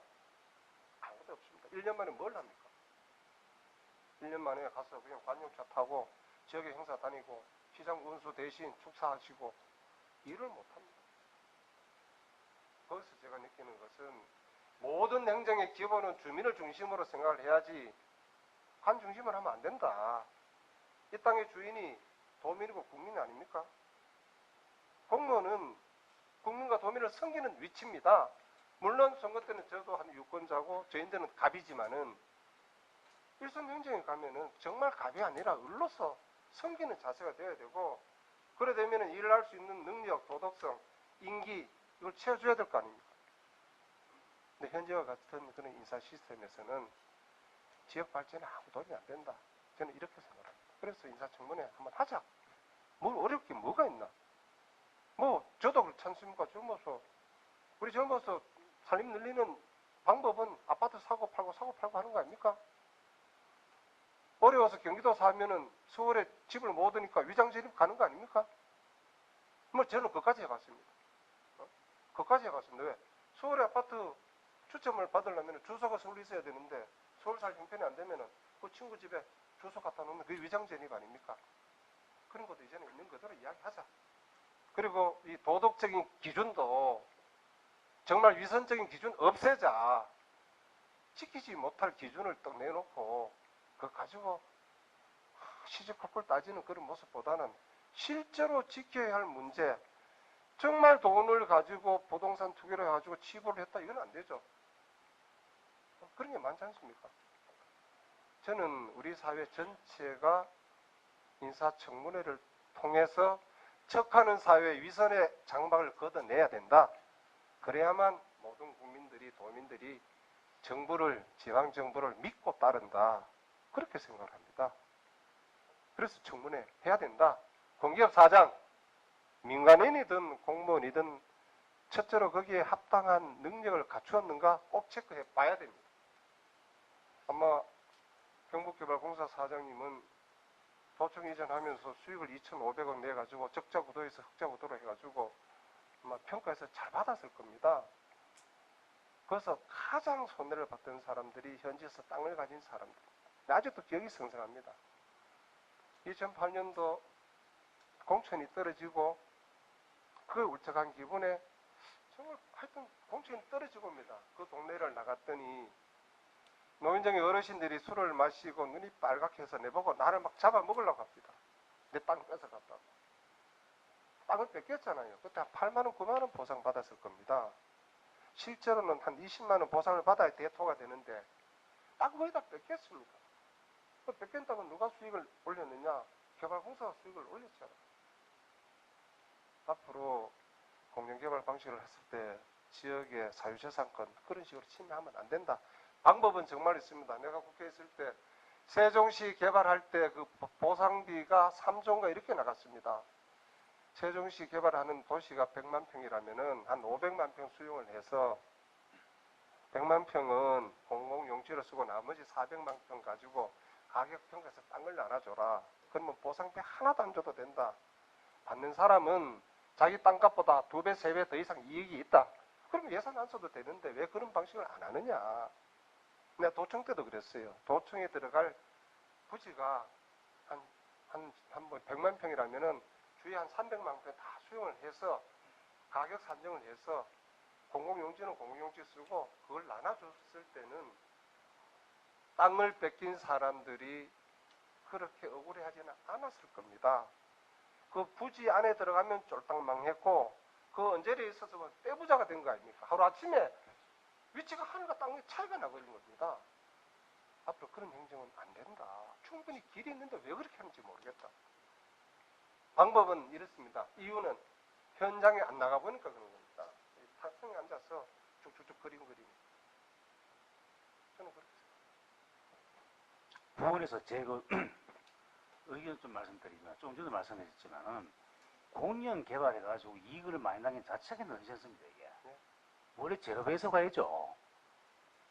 우리 만약 대구시가 어떤 우리가 뭐 민영 개발이고 그 대구 도시공사가 이제 공영 개발해서 아파트를 분양을 하는데 그 지역에 뭐 대구 도시개발공사가 원가 한 500만 하면 되는데 그 옆에 그 민영업체가 얼마 팔았냐? 900만 했으나 우리 한 800 정도 하자. 특별한 근거 없이 합니다. 근거 없이 적당히 계산해서 합니다. 비싸면 좀 이상하니까 적당히 깎아가서 그 분양을 하거든요. 그러면 공영개발의 의미가 뭐 있습니까? 그게? 아까 내가 식사님도 말씀드렸지만 대구 도시개발공사가 1년에 뭐 사업을 잘해서 800을 남겼니 1000을 남겼니 웃긴 일입니다 이게. 만약 그 옆에 그 민영이 그 평당 1000만 원 하거든 대구 도시개발공사는 500에 분양할 수 있어야 됩니다. 그 비서부장이 그렇잖아요. 그러면 그 공영개발의 의미가 뭔 거예요? 지금도 마찬가지입니다 그게. 차라리 민영도 없으면 그런 식으로 가지는 않았을 거예요 아마. 같은 예로 구미의 산업단지 분양이 5단지는 분양이 굉장히 저조합니다. 구미는 수장공사입니다. 수장공사가 거기서 얼마나 4단지, 3단지에 얼마나 수익을 남겼느냐. 현지에 가보니까 2천억이 넘닥하고요. 누구는 또 1,000억이 넘닥합니다. 근데 5단지 분양가가 얼마냐? 평당 85만 원입니다. 인근에 김천에 가면은 30만 원이라 합니다. 85만 원 주고 들어올 기업 없습니다. 그래서 내가 했던 이야기 전부 다 반려해라. 수익금 그 지역의 공영개발 방식으로 해가지고 남긴 이익금은 첫째로 땅값 전부 다 제로 베이스에서 싸게 분양할 수 있도록 해라. 그래서 돈 남기면 안 된다. 아까 이야기했던 그러면 남긴 돈은 전부 다 한류를 해라. 모르겠습니다. 법적으로 한류할 수 있는 강제 조치가 있는지 모르지만은 저는 경북개발공사가 도지사 산나라면은 나 그 방법 강구할 겁니다. 그리고 2,500억? 저는 이런 이야기를 했어요. 야, 그때 강제로 땅을 뺏긴 사람들인데 상가 분양권이라도 줘라. 너 당신들 사유재산 강제로 뺏어가, 몇 배 이상 뻥튀기를 했다면은 그 사람들한테 뭐라도 줘야 될 게 아니냐. 그런 이야기까지 했었습니다. 앞으로 저는 그 말에는 전체로 저는 동감을 합니다. 네, 국장 이상 인사청문회와 경상북도지사 김관용 지사에 대한 평가에 대한 질문을 해주셨는데 공영개발 문제까지 계속 답변이 확산된 것 같습니다. 일단 김관용 지사에 대한 평가는 정치력이나 친화력은 높은 평가를 하지만은 외향에 너무 치중한 것이 아니냐라는 그런 아쉽다는 그런 분석도 해주셨습니다. 국장이나 공기업 사장 청문회에 대해서는 주민 중심의 행정을 구현하기 위해서 합당한 능력 검증을 하기 위해서 꼭 필요하다 이렇게 말씀해 주셨습니다. 다음은 한국경제 오경목 부장 질문해 주십시오. 예, 후보님, 오늘 여기 저희한테 주신 정책, 공약 정책, 이거는 혼자서 만드셨습니까? 아니면 바른미래당 안에 다른 이런 공약 만드는 팀이 있습니까?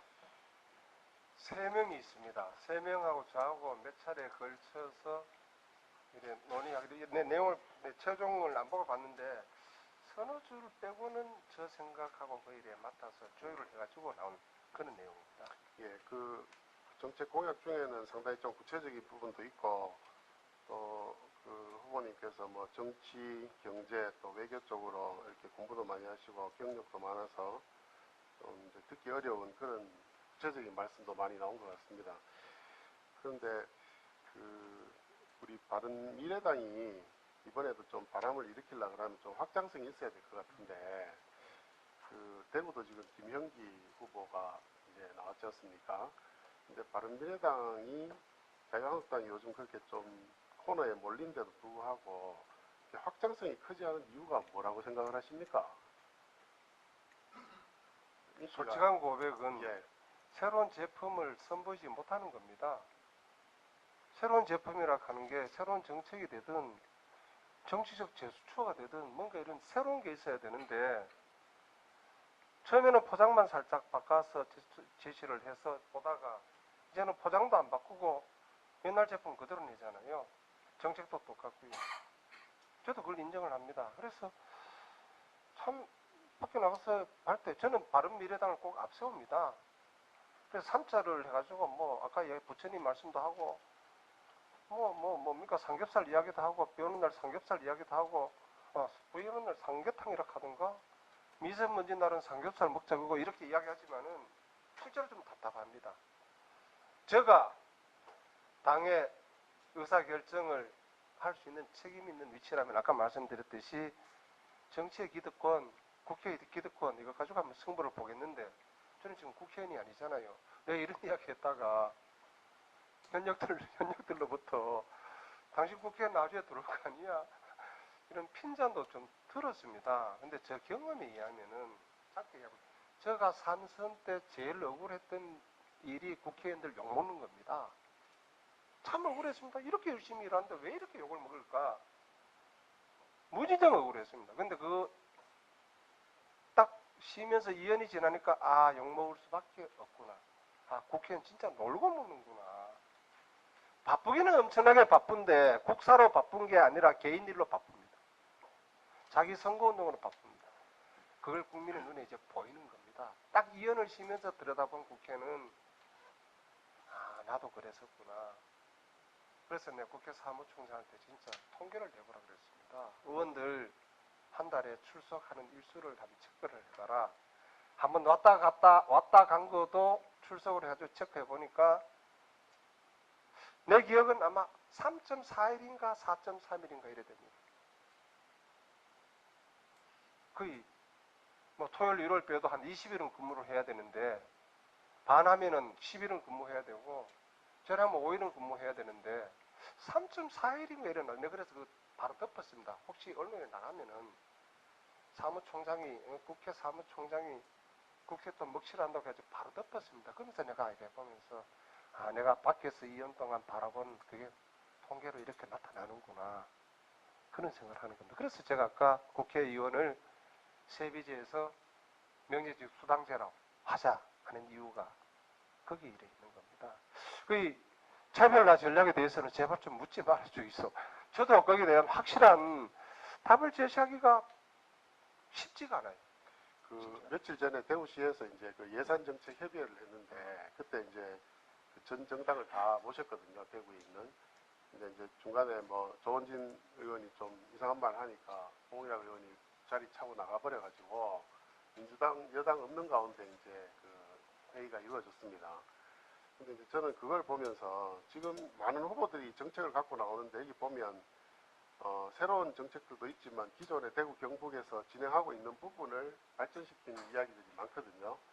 그렇다 그러면 지금 지난 4년간 나름대로 경북도가 열심히 하고 있는 그런 정책들이 연속성을 가질 수 있도록 그 예산 문제라든가 뭐 이런 문제에 대해서는 그 민주당하고 좀 차별화된 그 노력을 바른미래당이 좀 해줘야 저는 좀 신선한 적이 있다고 봅니다. 그래서 저 아까 공약도 물어본 것도 한두 사람 선에서 이렇게 만들 일이 아니라 바른미래당 중앙당 차원에서부터 해서 좀 구체적으로 해서 중앙당에서는 뭐를 해줄 수 있고 그다음에 대구 경북에서 뭘 할 수 있고 개인 후보 입장에서는 전문성을 발휘해서 뭘 할 수 있다.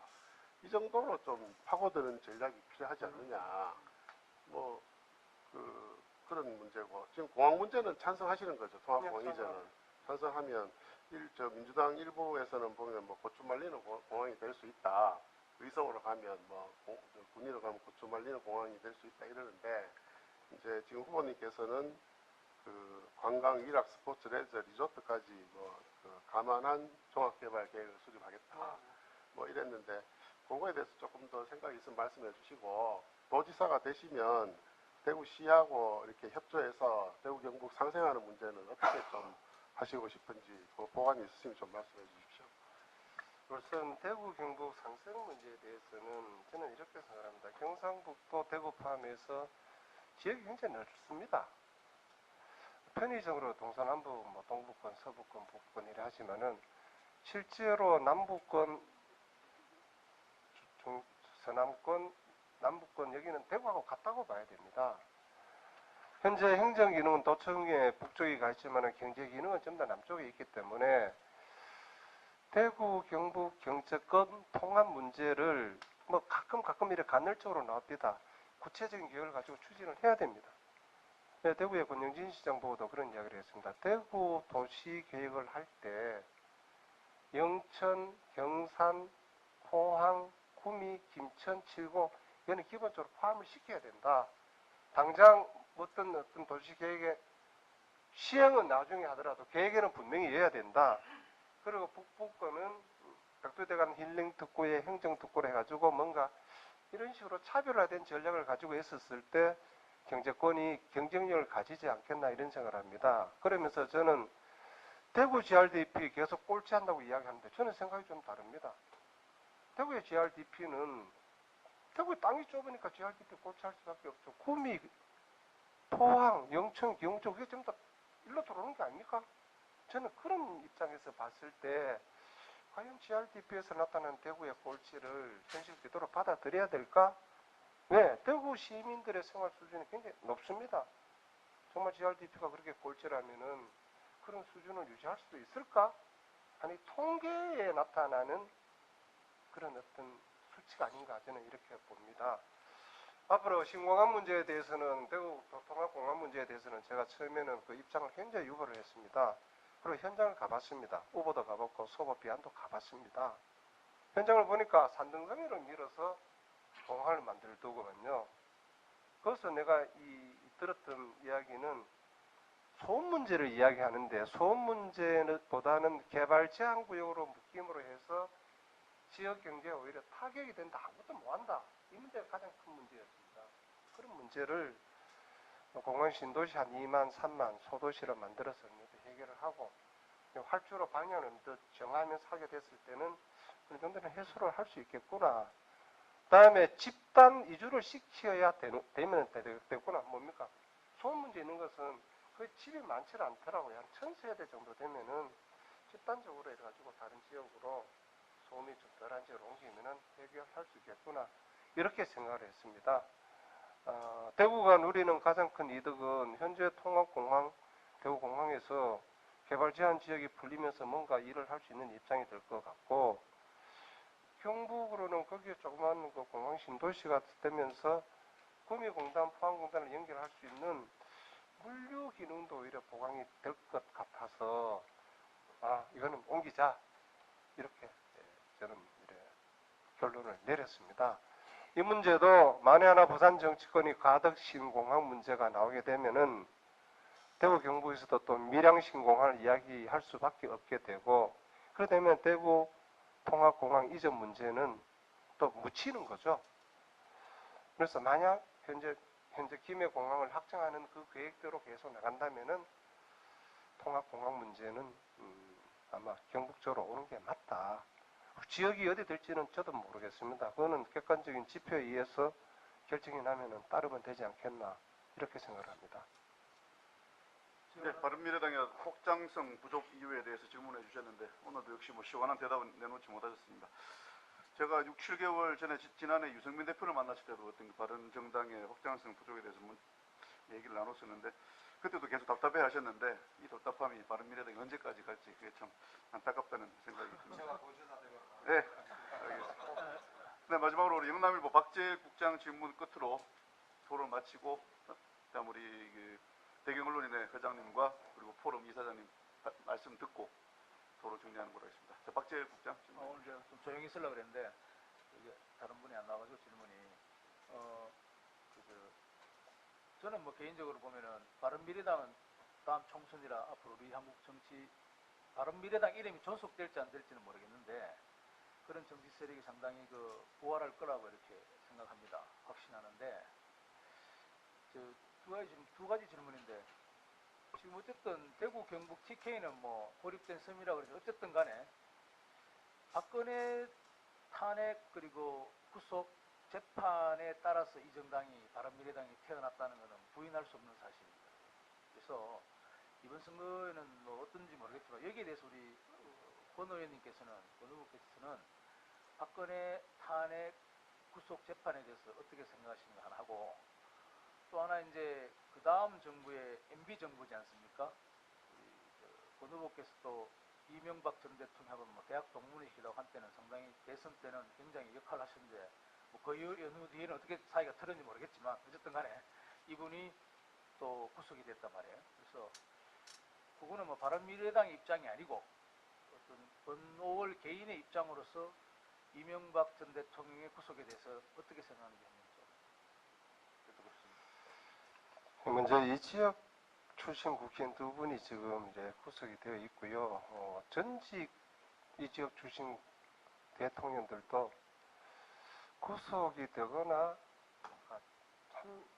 박정희 대통령 같이 어떤 그런 결과가 있어서 안타깝기도 하고 또 한편으로는 막 이 지역이 왜 이럴까 이런 생각도 듭니다.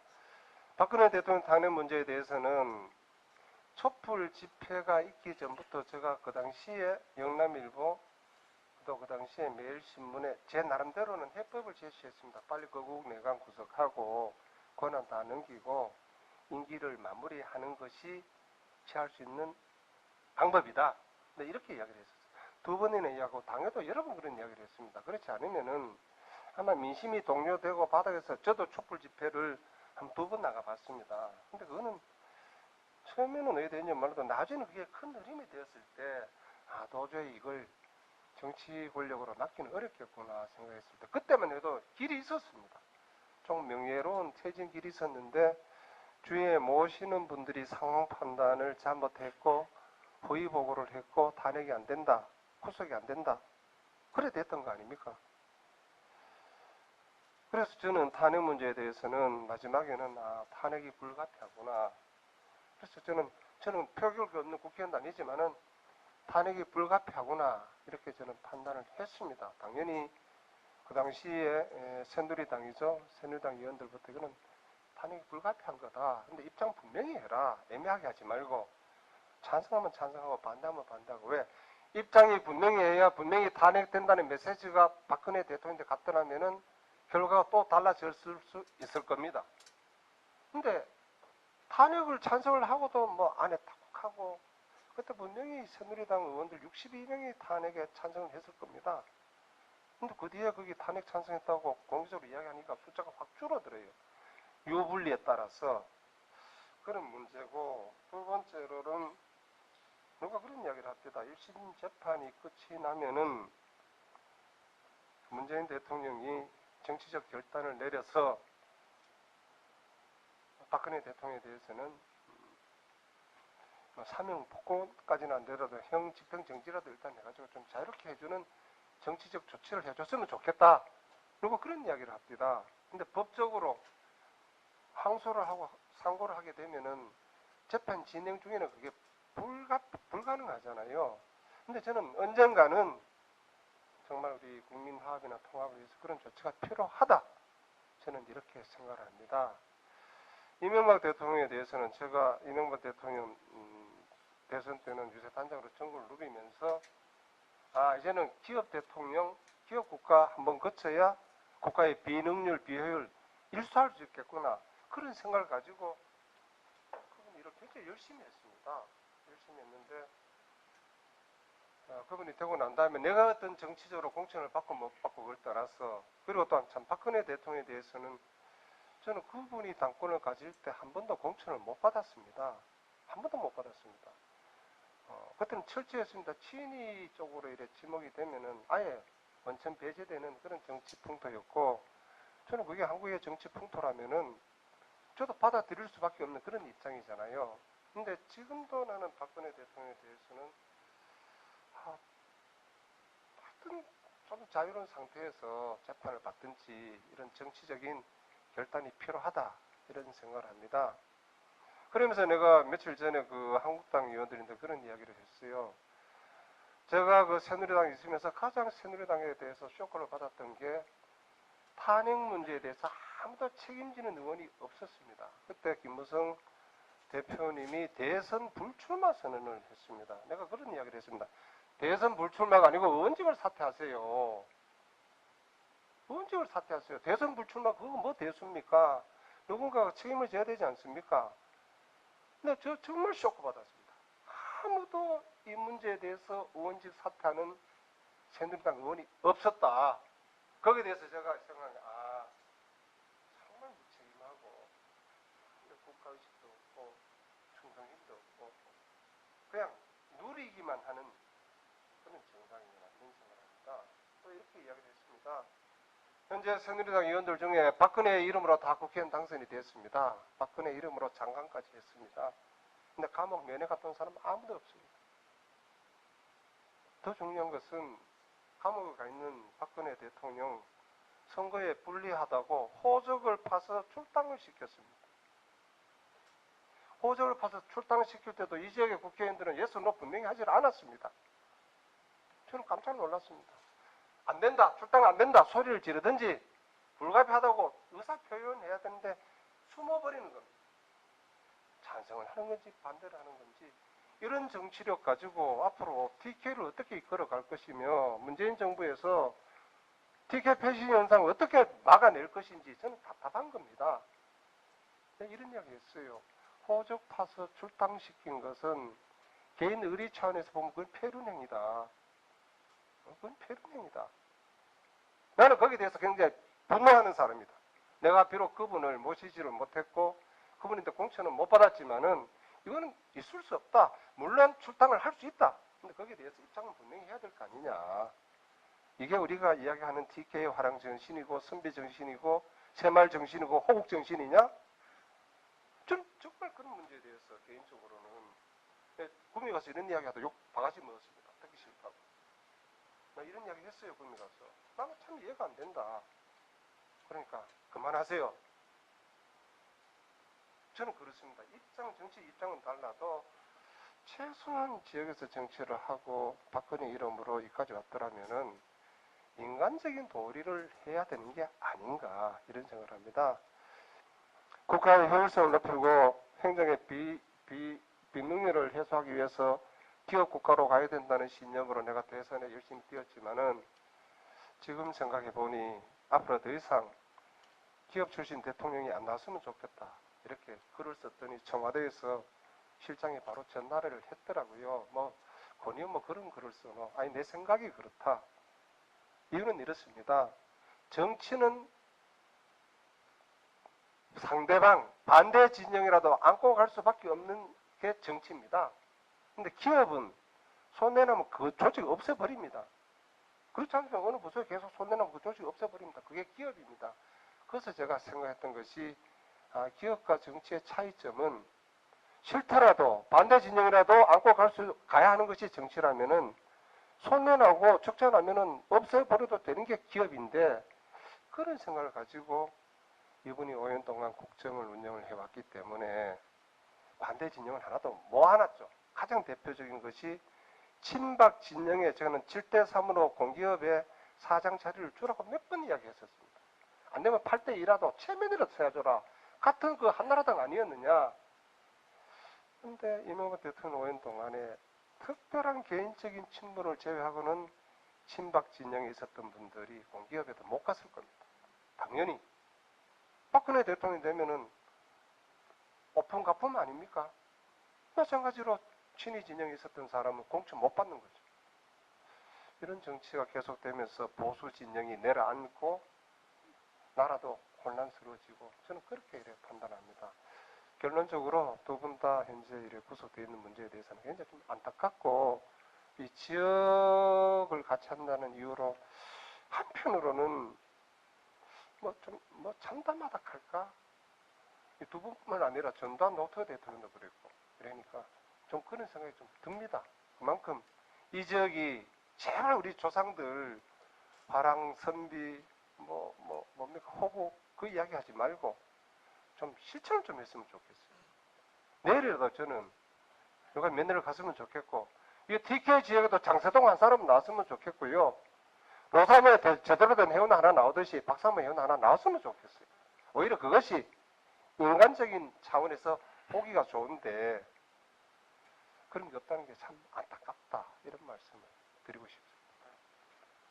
네, 박근혜 탄핵과 MB 구속에 대해서 어떻게 생각하시냐 질문을 드렸는데 결론적으로 안타깝고 참담하다. 그러면서 어떤 지역 국회의원들의 어떤 좀 무책임성, 의리가 없는 부분 그런 부분 비판해 주셨습니다.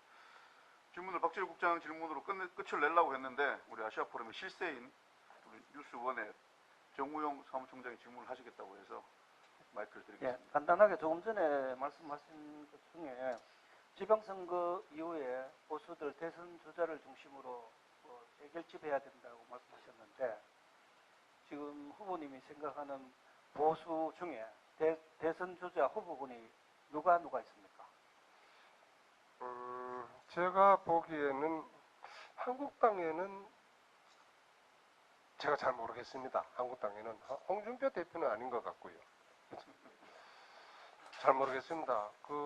접니까 지난번에 원내 대표했던 저 충청도 출신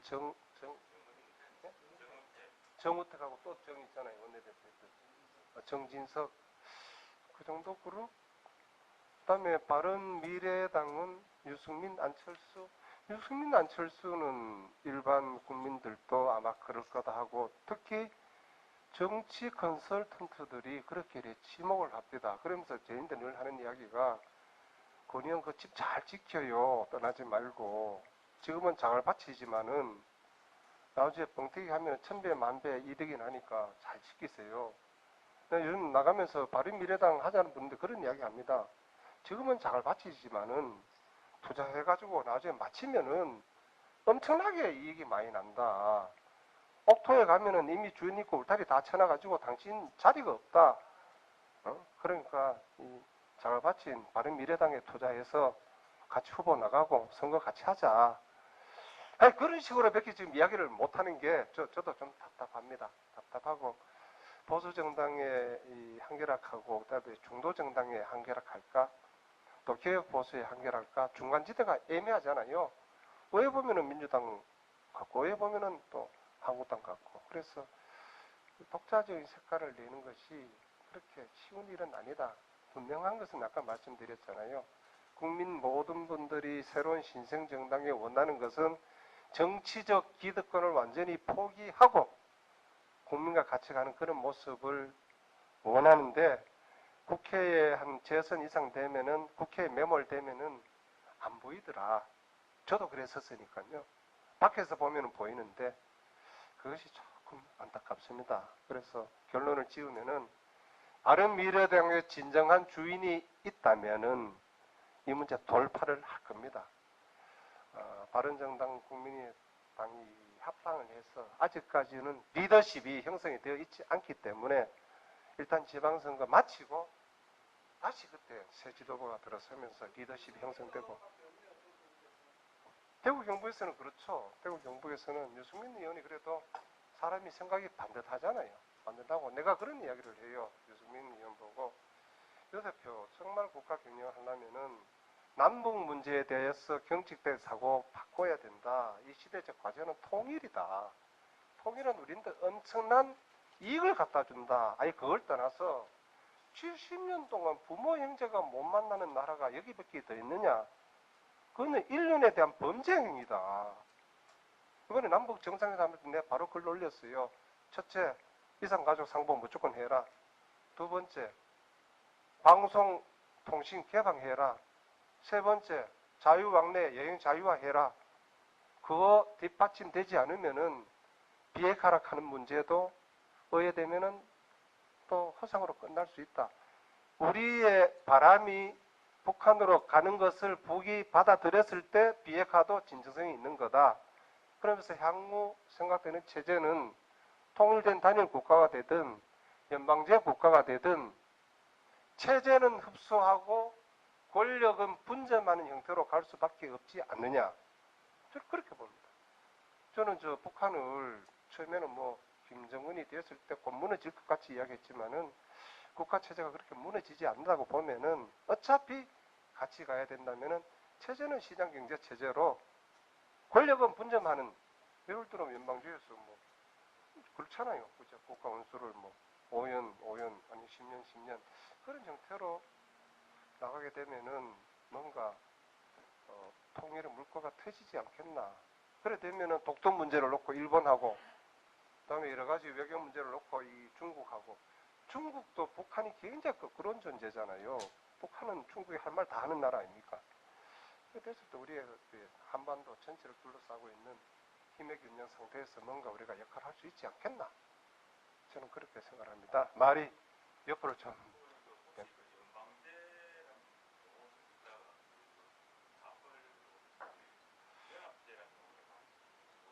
국가연합 이야기를 많이 하는데요. 저는 연방제든 연합이든 아니 정치적 용어의 차이지 국가가 통합하는 형태라면은 그렇게 중요하지 않다고 생각하고요. 저는 저보고 좌파라 그래도 별로 부정을 안 합니다. 저는 시장경제, 사회주의 경제 일부 체제를 접목을 해야 지금 가장 많은 격차 해소 문제, 빈부 문제, 비정규직 문제 이런 문제를 해소할 수 있기 때문에 시장경제만 고집하면 안 된다. 시장경제를 근간으로 하되 사회경제도 받아들여야 우리 아까 제일 처음에 이야기했잖아요. 우리 자식들 문제, 우리 장래 문제를 해결할 수 있는 게 아니냐. 그렇다면은 현재 한국당 같이 구구적인 정책을 가지고 이 나라 이끌어 가게 되면은 아무것도 되는 게 없다. 그런 말씀을 드리고 싶네요.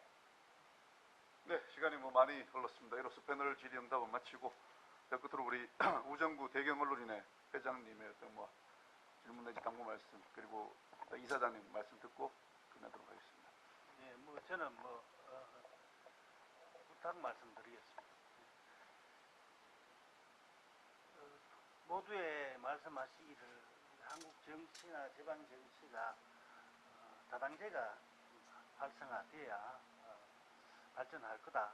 그런 다당제가 우리 정치에 동력이 될 거다라는 이런 말씀을 하시는데 바른미래당이 좀 역할을 잘 하셔갖고 다당제가 아주 뭐 어려운 우리 정치 풍토인데 잘 역할 해주시기를 부탁드리고, 또 하나 지방선거 얼마 남지 않았는데 지금 지방선거에 뭐 지방 이슈가 없다는 말을 많이 하는데 우리 권 후보님이 경북도 내 정책 문제를 많이 이슈로 내걸어갖고 지방선거가 지방선거답게 좀 진행될 수 있도록 그런 역할을 해주시면 고맙겠습니다. 네, 다음 변태석 이사장님 말씀해 주시죠.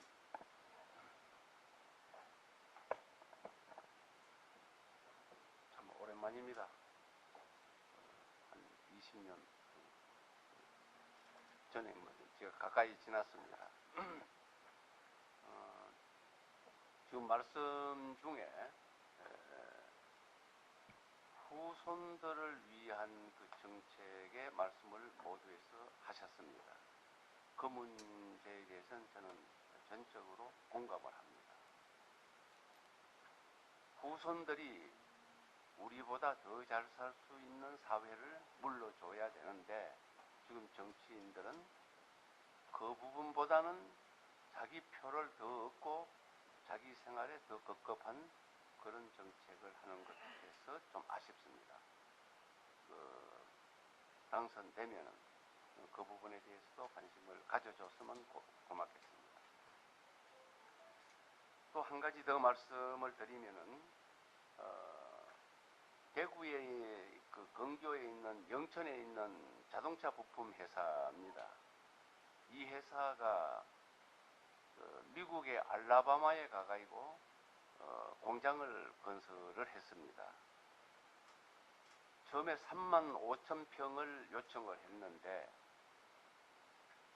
3만 5천 평의 도면을 보니까 조금 그 모양새가 안 좋더라.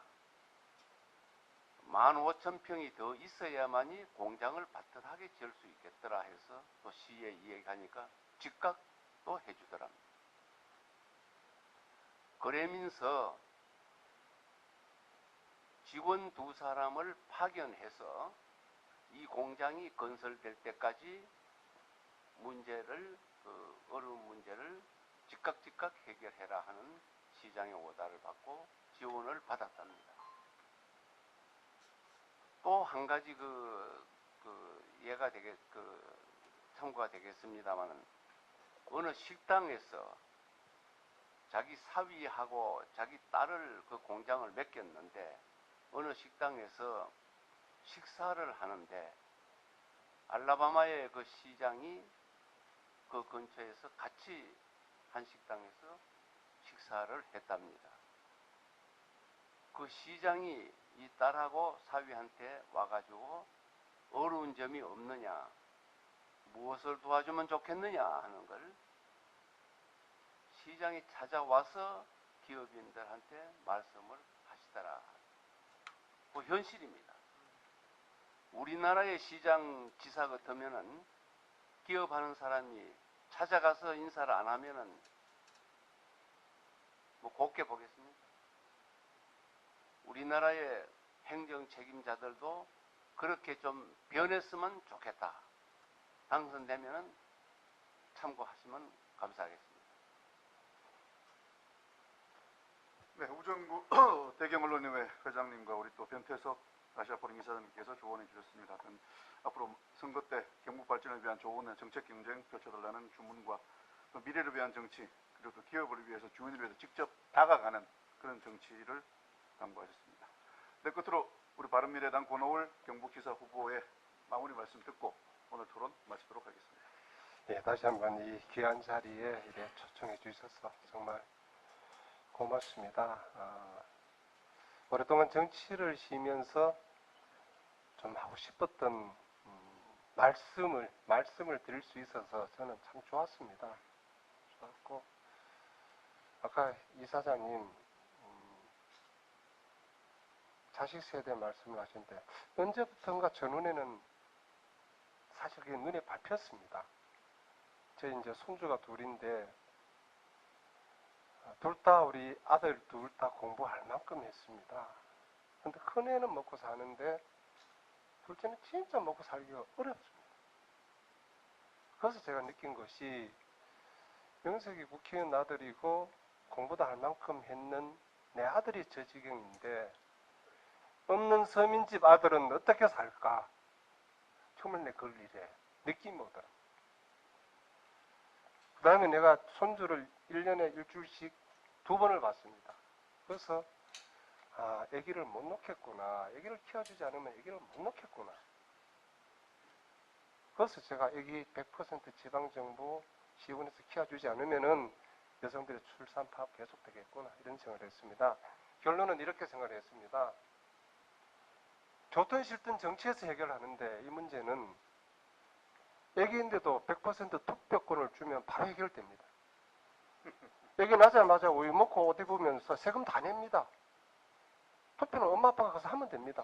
네, 이런 이야기 했었습니다. 실제로. 옛날에 조선시대에 인도세 해가지고 애 놓으면 세금 바로 매겼잖아요. 그러면 투표권 줘야죠. 미국 독립운동이 No taxation, no representation, no taxation. 대표권 없이 세금 못 낸다. 아마 그런 식으로 여기 계신 기자분들도 집에 아마 자제분들이 있을 겁니다. 있으면은 50대 중반이 넘으면은 우리 노후도 걱정이 되지만은 자식들 미래에 대해서도 이래 걱정이 되고 그래 되려면은 정치가 해결할 수밖에 없다. 이런 말씀을 드리면서 바른미래당 비록 지금 확실한 대안 제시도 부족하고 힘도 부족하고 저도 도지사 후보로서 여러 가지 지지도도 낮지만은 열정 하나만은 그리고 나가야 할 방향에 대해서는 확실히 확실히 잡고 간다 이런 말씀을 드리면서 좋은 결과 있도록 하여튼 관심 많이 좀 보내주시고요. 기사 내용이 없으면 활자라도 키워서 빵빵하게 좀 치워주십시오. 정말 다시 한번 고맙습니다. 감사합니다.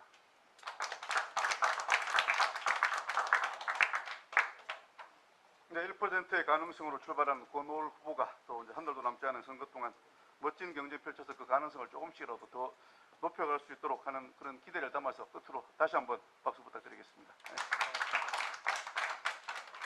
네, 이로써 72회 릴레이 정책 토론회 권오을 바른미래당 경북지사 후보 추첨 토론회 모두 마치도록 하겠습니다.